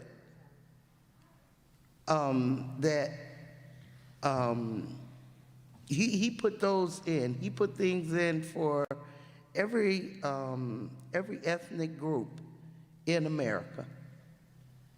And because he was controversial. Anyway, I'm sorry, but I cannot support John Lewis. And Brandon, I'd like to recant my vote because it was said to me, if you don't believe don't just go with it. Normally, that's what I generally do sitting at this board. But in this instance, I just can't. I just got to go with Barack regardless. Even if it's a win-win, but I still got to do what's right. Okay, so Mr. McBride removes his yes vote. Can we restart roll, please? I want to make sure that it's clear for the record. Mr. Riddle? Say yes again, and I want to let the audience know that as I said, I certainly hold in highest esteem the Obamas, the highest esteem. But when I heard that this school's name was coming up for renaming, I immediately thought of John Lewis, and I have supported that name ever since. Thank you. Mr. McBride? No. Ms. Hannah? No. Ms. Callahan Wozniak? Yes. Ms. Leguizamo? Yes. Mr. Castellanos? Yes. Mr. Ewing? Yes. Item approved, motion carries. Next up, we have 17B, consideration of renaming Daniel Webster Middle School. As mentioned, we will follow the same process that we did originally, and that is any board member can recommend any of the three names. If they get a second, it'll be brought to vote, and there can be conversation on, anybody can share an opinion as to why. We'll go around, give everybody the opportunity to speak, and then we will take the vote in the order that the names are called. It's blank. Oh, yeah, you go ahead. What are the names, Brandon? Because I never, it was so quiet about Webster, I don't know who the names are. Motion that You can read the right? motion. Oh. It is recommended that the Board of Education rename Daniel Webster Middle School to effective July 1st, 2021. Mr. Riddle here, I so move that we rename Daniel Webster Middle School Katherine Johnson Middle School. In the world, who was that? Who is it? I mean, that's the Who first is time I that? even heard the names, period. Because No, I did. Mr. That Alexander is said that we total wasn't supposed to know the name. irrelevant person. Catherine Johnson is irrelevant? Yeah. If we, Jeffrey, Well, I'm you sorry, know so it. let's follow the process. So Mr. McBride has a motion, Mr. Riddle has a motion on the floor. Is there a second? Second. Second by Ms. Leguizamo. Unbelievable. Is there any other recommendations? Yes, I make a motion that we name Daniel Webster Middle School, rename it Edith Smith Middle School. And I would second that motion. Yep. Do we have any other recommendations? Board President? Go ahead. I'm just going to put it out there, but I know that the vote is already going to be done by here, but by that time, I want to say Ochoa Johnson Middle School. Is there a second to name it Ochoa Johnson Middle School? Which will be combining names, which is allowable in our policy. I second. So there's a second. All right. Are there any comments? We'll start if any board members would like to just very briefly speak to why they support the name that they do. Yeah. I'm going to start with Riddle, then I can go with you, Mr. McBride. Okay, I would like to say that Katherine Johnson was one of the names that was submitted by the committee. Katherine Johnson, as you know, was not only a famous mathematician who was so invaluable to the success of our American space program when it got started, that many early astronauts trusted her with their very lives. Girls are capable of doing everything men are capable of doing, said Katherine Johnson. If you Google Katherine, there's many beautiful quotes she has. Katherine Johnson was so trusted by John Glenn, our first astronaut, that he would not fly until she rechecked the computers. Yet as a woman, especially a black woman, Katherine faced discrimination in her chosen field of science, a field dominated largely by white males. If you haven't yet seen the movie Hidden Figures, you need to do so. What an inspiration her name would be to many of our young female students who might consider entering STEM careers. Katherine Johnson passed away this last year at the age of just over 100. She worked for about 40 to 50 years with the National Aeronautics and Space Administration. She fought to get her education. She fought to go to college. She was one of the first black females in a STEM field in her class. And then because she was a woman, she was not recognized for many years by the public. People didn't recognize women, especially black women, in professional fields that she was in. That's why the movie is called Hidden Figures. Her honor came much later when people recognized all of the contributions she had made. So what an inspiration this woman could be to our young women, who may be interested in a science career. So I think it's a wonderful name for a school that, especially for young middle school students who can look and learn about her. She also has, if you Google her, she has wonderful quotes and very inspirational quotes. Both of these people, her and John Lewis, have made wonderful quotes that young people can learn about. So that's why I just believe we should name the school after Katherine Johnson. Thank you.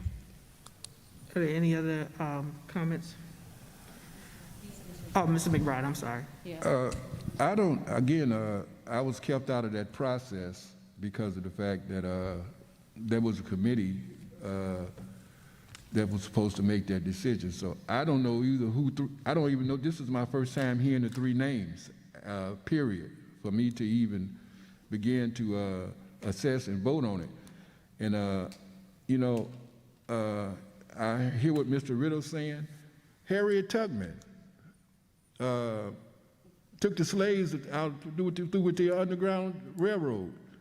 And you want to reach back and grab people and what they have done, but neither here nor there. I wasn't sitting there at that process, but Ms. Hannah was. Just because she's been around on this board 24 years in a native born and raised in this community, I don't know who they was, but I'm going to honor your respect of who you select because of those reasons. But again, for me to even begin to start selecting a name, I wasn't part of that process, so I don't know. But I'm going to follow your lead just because of these two reasons. You've been on this board 24 years, and you're a native of this community, so I'm going to buy into whatever you so choose. Oh, can I get it? If you bought into what I believed, you would buy into putting local people's names on the buildings.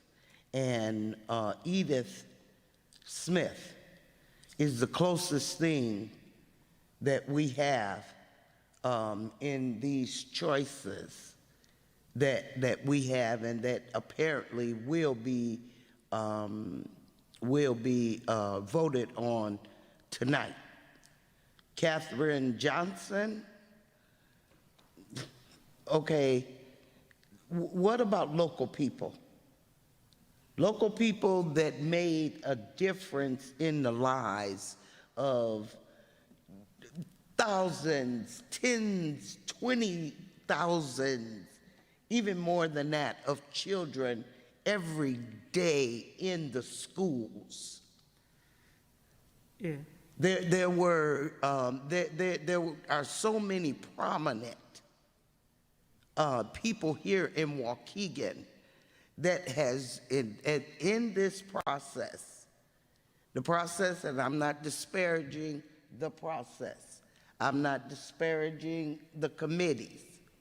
However, we passed over so many prominent local people that deserve the honor in our Waukegan schools. You all, many of you don't have the history of Waukegan, of what went on in our communities over the years and the years and the years of fighting for education, equal education, the rights of people. And so, Edith Smith is the closest thing that would represent someone that all the people know here in Waukegan. And if you don't know her, as Mr. Riddle said, Google her. No, so I think I'm going to go to Ms. Leguizamo, and I'm sorry, Mr. Riddle, I see your hand, but I want to give an opportunity to have everybody at least comment prior to seconds. Go ahead, Ms. Leguizamo. Thank you, Board President. I just want to say, when I first started this whole process, the renaming of the buildings, I was hoping for our schools to be named after local people. Waukegan has many great role models, many great people that have done great things in our community.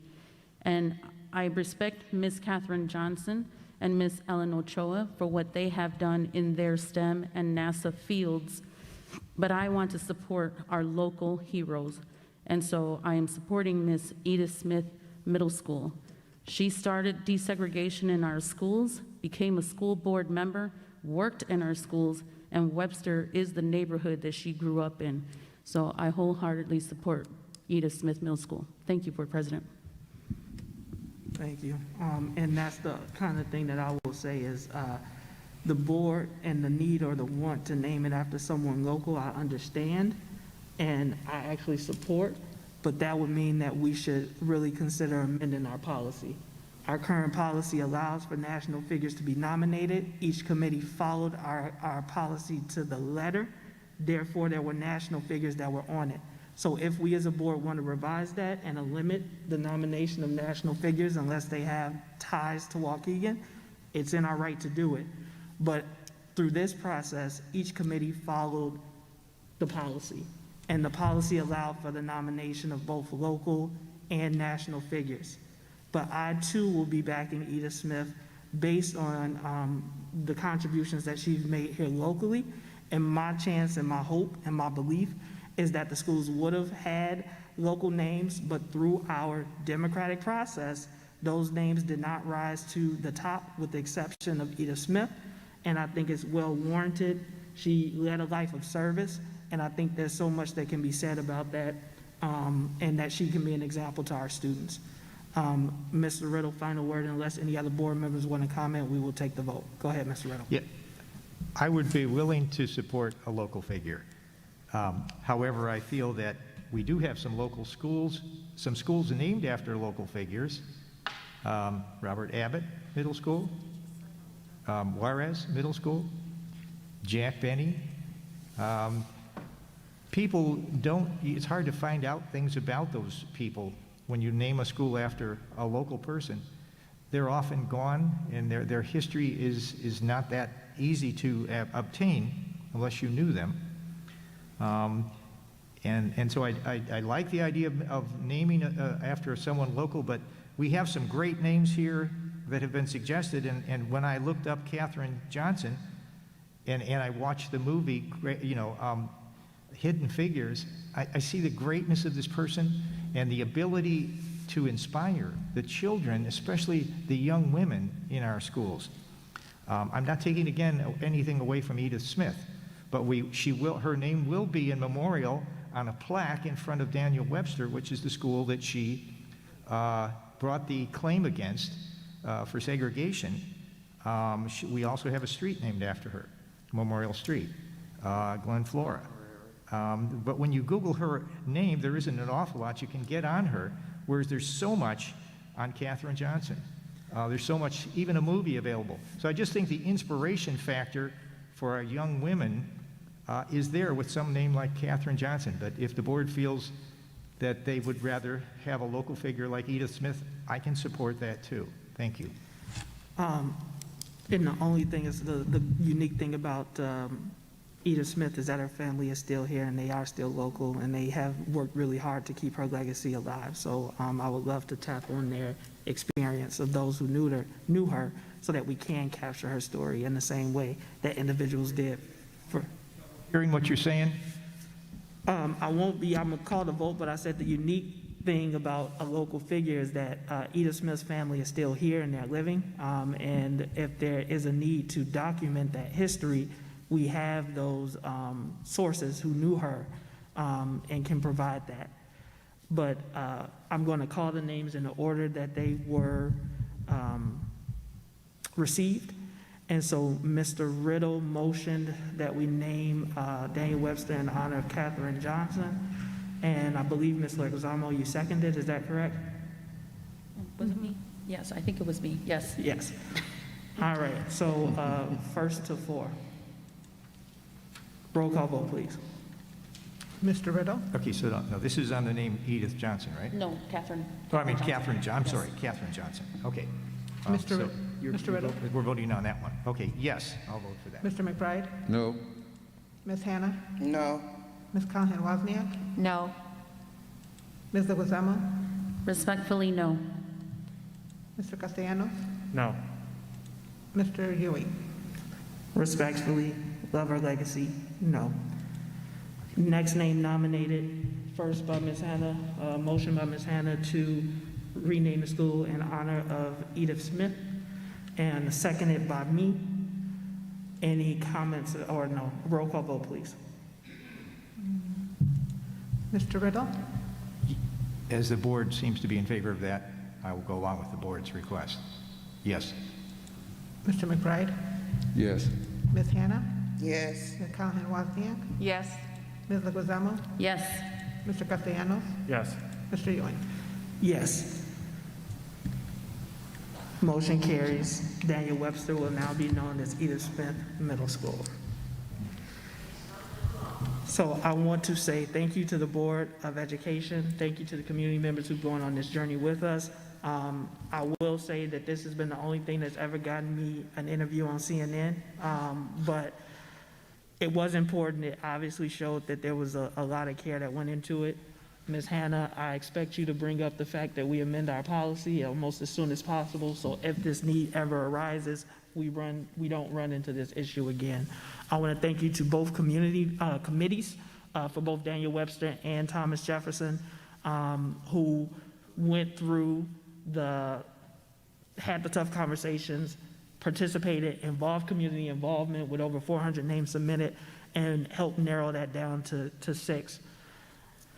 And I appreciate that we could have this conversation in a constructive way that weighed all voices. And at the end of the day, we now have 2 middle schools that I think are named after 2 historical figures that really fought for the rights of all peoples, but specific to here in Waukegan and nationally, and that of John Lewis. So with that, it is 9 o'clock. We have item 17C, policy 1101, parent and family engagement, second reading, formerly the parent involvement.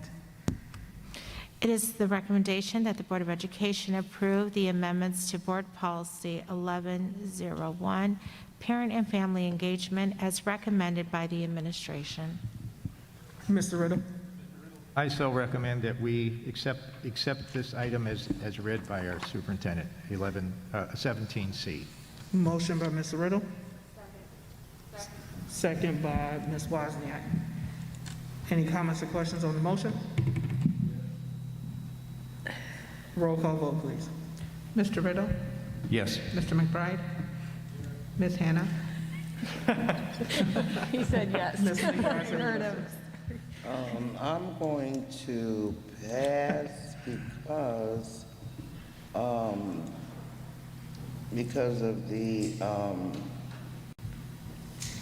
unless we can hold this over, sir, because I really want to look at this, and because of all of the recent activities, I just haven't had a chance to look into this, and there are some, I know I don't like what it says in terms of other district outreach activities. I'm not sure about all that.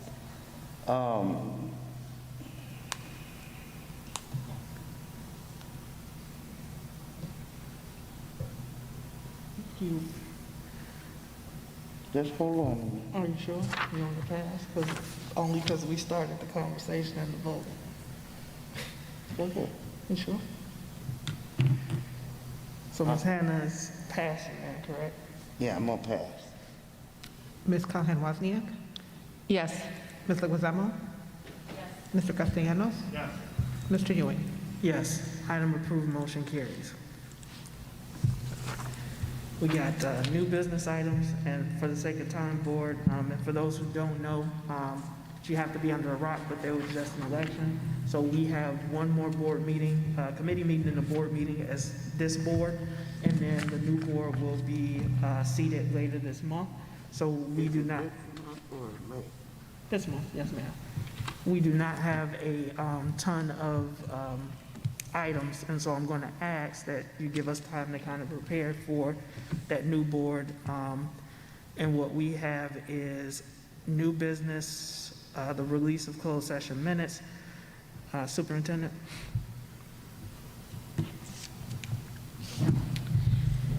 It is recommended the Board of Education approve and authorize the superintendent or her designee to release closed session minutes as listed below in the public content section, subject to prior legal review and redaction for continuing confidentiality considerations and the other stipulations set forth below.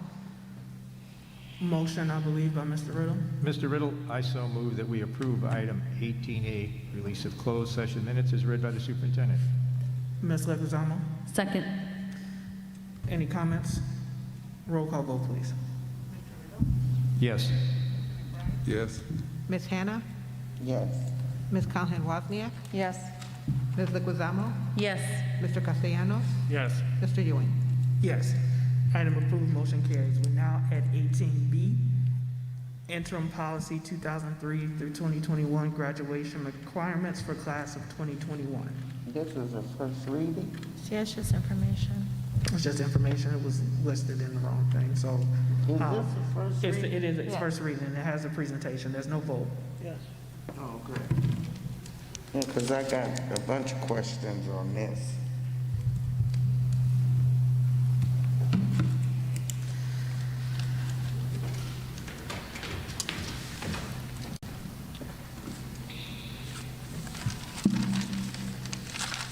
So what's your questions, Ms. Hannah? I guess we can start there. Well, I want to hear the presentation. Good evening, everyone. Superintendent, Board President, members of the board, community, and colleagues. As the agenda item reads, that due to the ongoing world pandemic and how it's impacted not only obviously nationally, but Waukegan, the academics team feels the graduating class of 2021 has completed their graduation requirements under extraordinary circumstances, including extended school closures and a fundamental change in how instruction is delivered through remote learning for the majority, if not all, of their senior year. Given these challenges, the administration is recommending that the class of 21 graduation requirements mirror the state model for graduation credits in course participation, retaining an additional credit requirement of freshman seminar, as there was no pandemic during the student's freshman year. As you know, I'm sorry, Ms. Hannah. As you know, last year, for the class of 2020, ISB announced modified graduation requirements for those students after only being in remote learning for 3 months.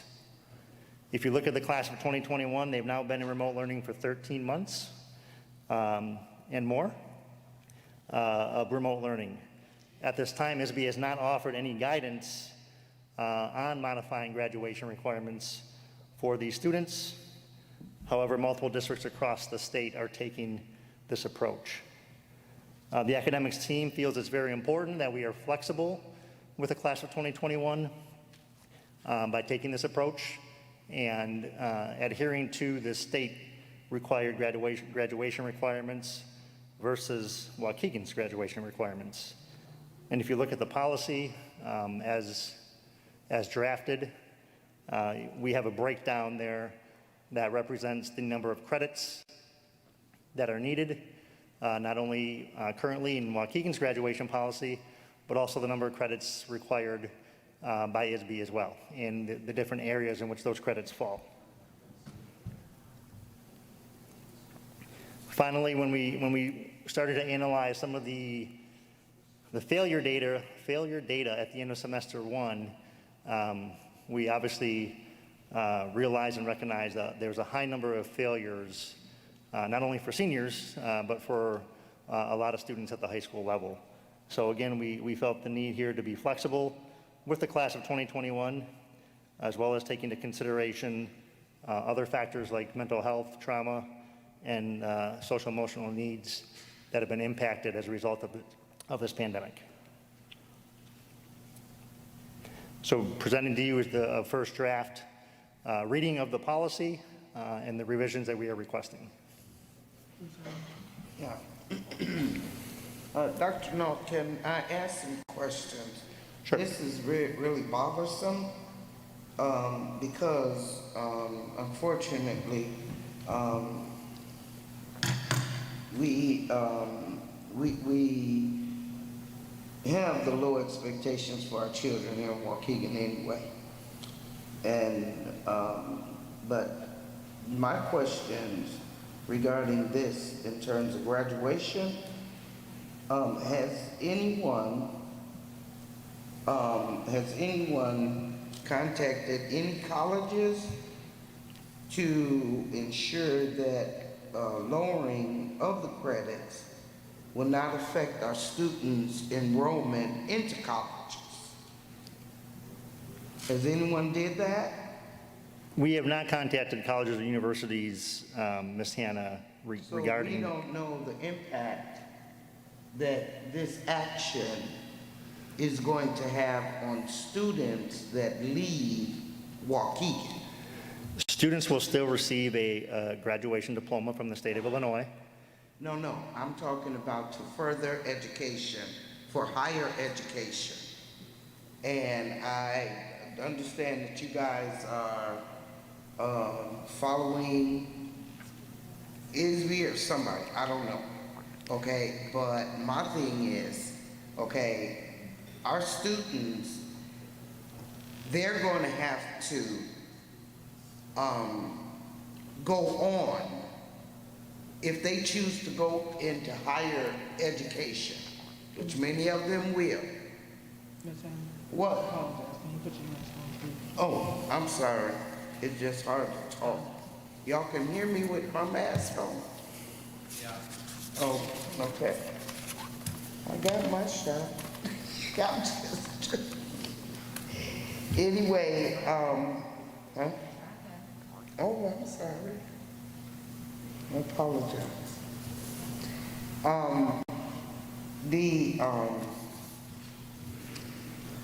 The students are gonna have to live after they leave our schools in Waukegan. And we don't want to continue the trend of having another 72% of our graduates having to go into remedial education before they can even go into their majors that they aspire to get into. And I'm afraid that this is going to somehow or other affect them. And if no one has checked on it, all that means is that we're just moving students out for the sake of getting numbers. And that's unacceptable. Okay, and I want to know how long this policy is going to be in effect, seeing how it is about the COVID. Because we're taking our students down from the 22 credits, and if I'm not mistaken, we're taking them down to 17 credits? Correct. Yeah, down to 17 credits. What are they going to be like? Is it going to be anything that will interfere in higher education, going for higher education? And if no one has checked on that, it's unacceptable. Totally unacceptable. And we need to know this. I say before we decide on this. To answer a couple of your questions, Ms. Hannah, this policy is specifically geared toward the class of 2021, so it would not, similar to what we did last year with the class of 2020, a policy was drafted for that class as well. This policy would only apply to the class of 2021. And as it relates to your comment about credits, yes, the minimum threshold for that the state requires is 16 credits. Mm-hmm. Most districts, including Waukegan, typically have more courses that they require, electives, other courses that students can take as well. We are not asking students to complete those additional courses, knowing some of the challenges and the struggles that they've had these past 13 months. So we are asking them, and when you look at the breakdown of the table that's in the policy, you'll see that they're still still required to have the 4 years of English, still required to have the 3 years of math, still required to have the social studies. One of the science courses, instead of having 3 credits to graduate per our district policy, they will have 2. So it's broken down in a manner in which kind of shows you in each of the different areas where we come up with that number 17.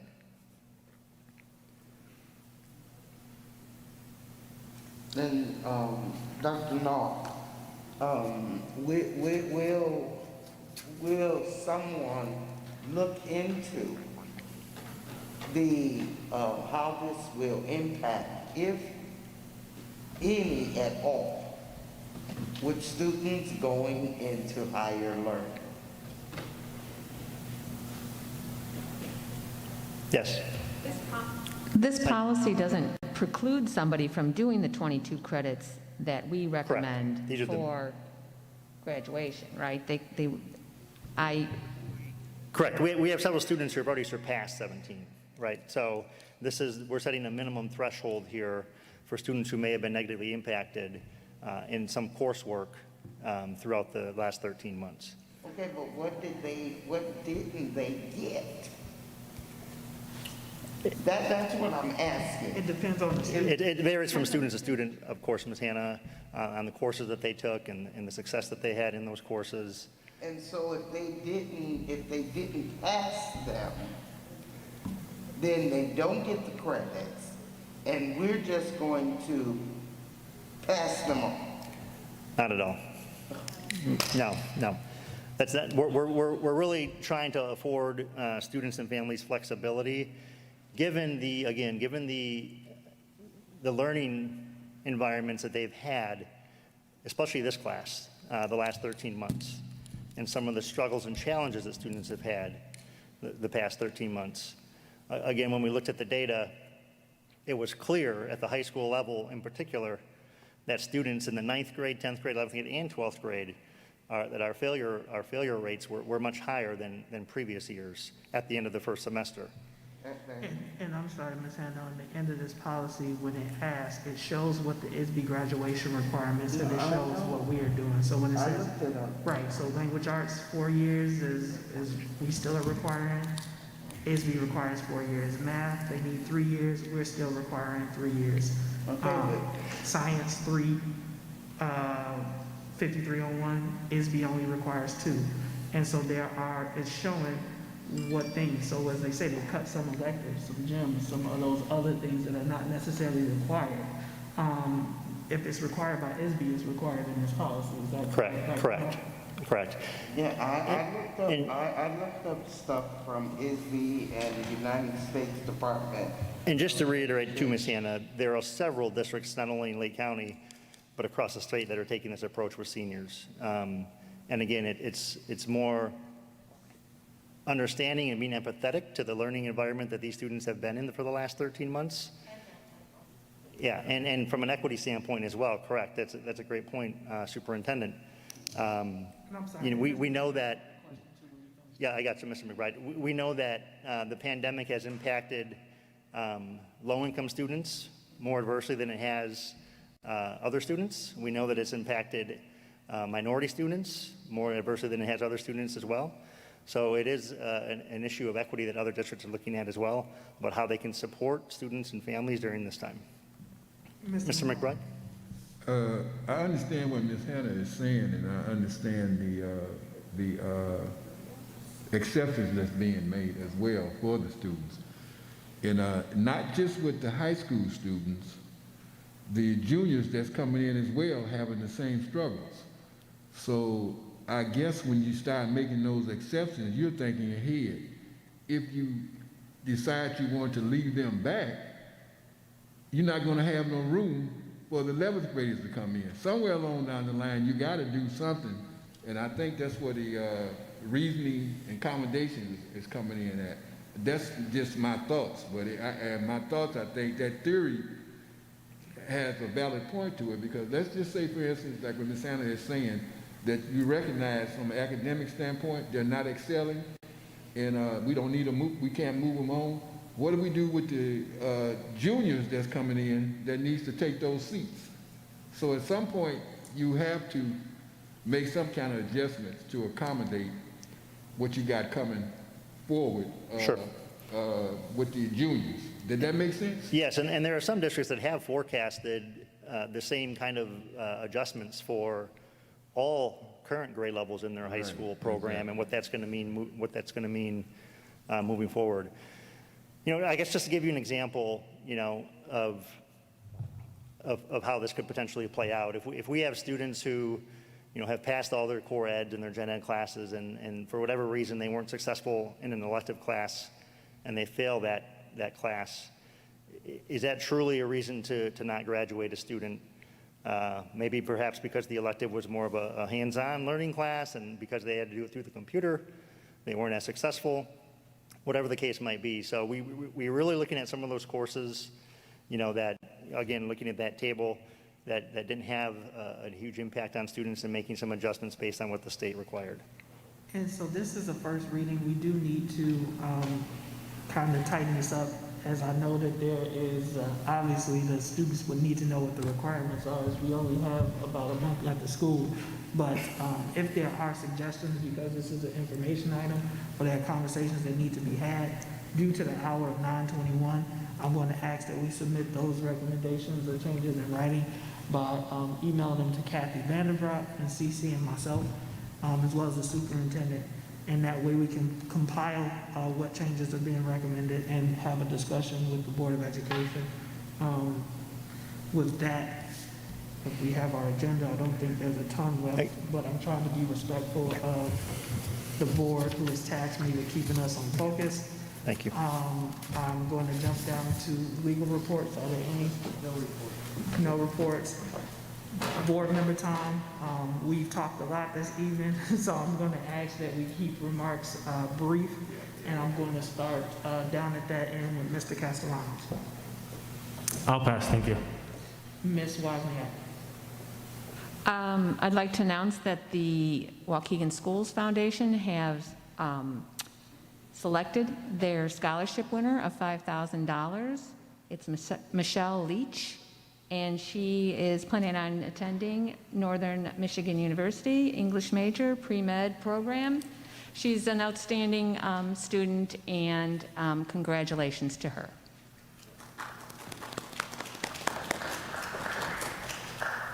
Mr. McBride. I guess that was I'll deal with the renaming of the school. Because of the way the process occurred, you know, it was a win-win situation either way it go. But again, like I said, my knowledge of equity when we're speaking about naming schools, streets, and all of that, et cetera, I can go back to where we never had a street named after African American here in Waukegan. And that was a gentleman by the name of Fairchild. He was one of the ministers around here. And it was contentious just like it was tonight, where they didn't want to name the street after Dr. Martin Luther King. But it got done. And there was all kind of reasons why you didn't want to name that street after such a great leader, so to speak, who respected all mankind. So, you know, when I sit here and look at the process, the way it fared out to be, and how it ended, it's understandable. And again, like I said, it was a win-win situation, and I want to respect everybody's thoughts about how they felt. But at the same time, it was said to me as an individual, a lot of times I sit here at the table and I go with the flow just to vote yes because everybody else voting yes. But tonight, I had to give myself a pat on the back. I finally took a stand on something that I felt that wasn't right. And anyway, with that said that, the beat goes on, and I look forward to continue to sit on this board and just do the right thing. Thank you. Ms. Anna? I just have some. Can we, Superintendent, can we get an update on how our instructional coaches are doing? And I know that the information well, I don't know, I'm just presuming that it will be limited because we are doing remote, but could we get an update? Because we, I just like an update, and also if you could get some information regarding whether we get funding for standardized testing of our students. And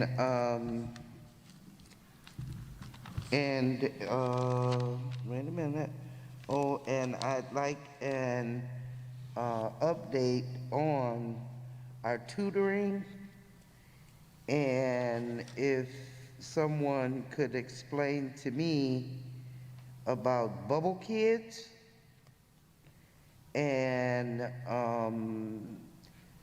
if it is accurate that that we give more tutoring to students that are Bubble Kids, and that those that are too far below to pass a standardized test, that they are not offered the after-school tutoring programs and so forth. And I certainly hope that that is not accurate. And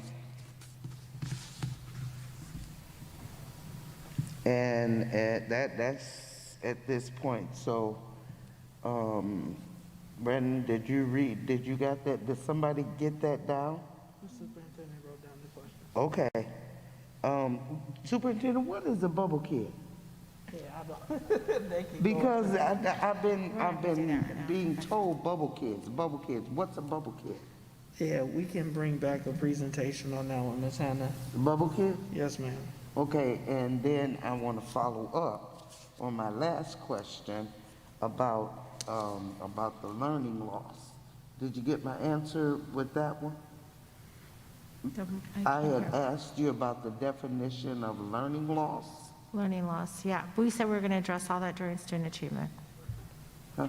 I didn't- Student achievement. Oh. Okay. All right, and other than that, that's what I have, Mr. President. Thank you, Ms. Hannah. Ms. Leguizamo. Thank you, Board President. I just want to thank the community, the committees, and the board for going through this process of renaming our 2 school buildings. I believe we have names that will stand the test of time and will be proud of. I hope that we can all move into a celebration phase in our community. And what I'd like to see is more of a curriculum in our schools around Waukegan's history, Waukegan's people, and I'd like to see that throughout elementary, middle school, and high school. So thank you for the time. Thank you, Ms. Leguizamo. Mr. Riddle. Yes, I'd like to echo those words of my fellow board members regarding the process that we went through tonight. Names are personal, and they become emotional at times, and we name our children to people who are most dear to us. None of us here dispute that Thomas Jefferson or Daniel Webster were great statesmen, nor will our children not recall and remember who they were and study those individuals. But current generations are not bound by the choices that others make in naming our buildings or establishing our monuments. We are a nation and a community of many heroes and have many names deserving of recognition and honor, as you heard tonight. So it is just and fitting that our Waukegan community and students have submitted names to our school board whom they feel would better represent our community and our institutions of learning. So what we did tonight was done for a reason, and it was done with the input of our community, our teachers, our parents, and the board up here. And I thank the board and everyone involved in those efforts. I think we've made some great choices. I would like to also say that I would like to thank this past weekend, we had more than 50 people come out to honor Earth Day and clean up one of our school neighborhoods. That was the Clearview School area. If you remember Saturday, it was raining. And we thought the event might have to be canceled, or very few people would show up. But indeed, we had more than 50 people show up, picked up tons of trash, litter in our neighborhoods that our children in that community walk. Principal Johnson was there, also a principal and assistant from Juarez Middle School were there, along with at least 3 board members, Lion Club's members, parents from that community, and children in the rain, picking up litter in their community. So drive through that neighborhood, the Clearview area. It looks really great. Let's hope it stays that way. I want to truly thank everyone who came out. One of the community members mentioned underneath those pylons, we could build a sanctuary for monarch butterflies. We could have the children planting milkweed plants. So we're going to pursue that project. So some good ideas came up about during that rain and during that working together, and it felt good to be together again. So again, thank you. I also would like to thank our staff and the superintendent for what they have continued to do to try to make our learning community safe. I was pleased to hear that we have another vaccination process here in our school, as the superintendent mentioned, coming up for our 16-year-olds and those students a little older than that, 16 through 18. And I want to thank the superintendent and staff for organizing that. And thank you all for coming tonight. Thank you. Have a good night and stay safe. Yes, same as I was able to attend schools. I know other board members have been. The classrooms, while our littlest learners have come back, they've been excited. And so thank you to all of those. I know it was a lot in order to get it done. And so glad that our schools are reopened, but also glad to hear that the superintendent is monitoring metrics. And again, if you have the opportunity, please get the vaccination. Glad that we'll be able to offer it to our students. Thank you, and with that, I'd like for a motion to adjourn. Motion by Mr. Riddle, second by Mr. McBride. All in favor, say aye. Aye. Any opposed? Motion carries. We are now adjourned. You guys have a great night. Thank you.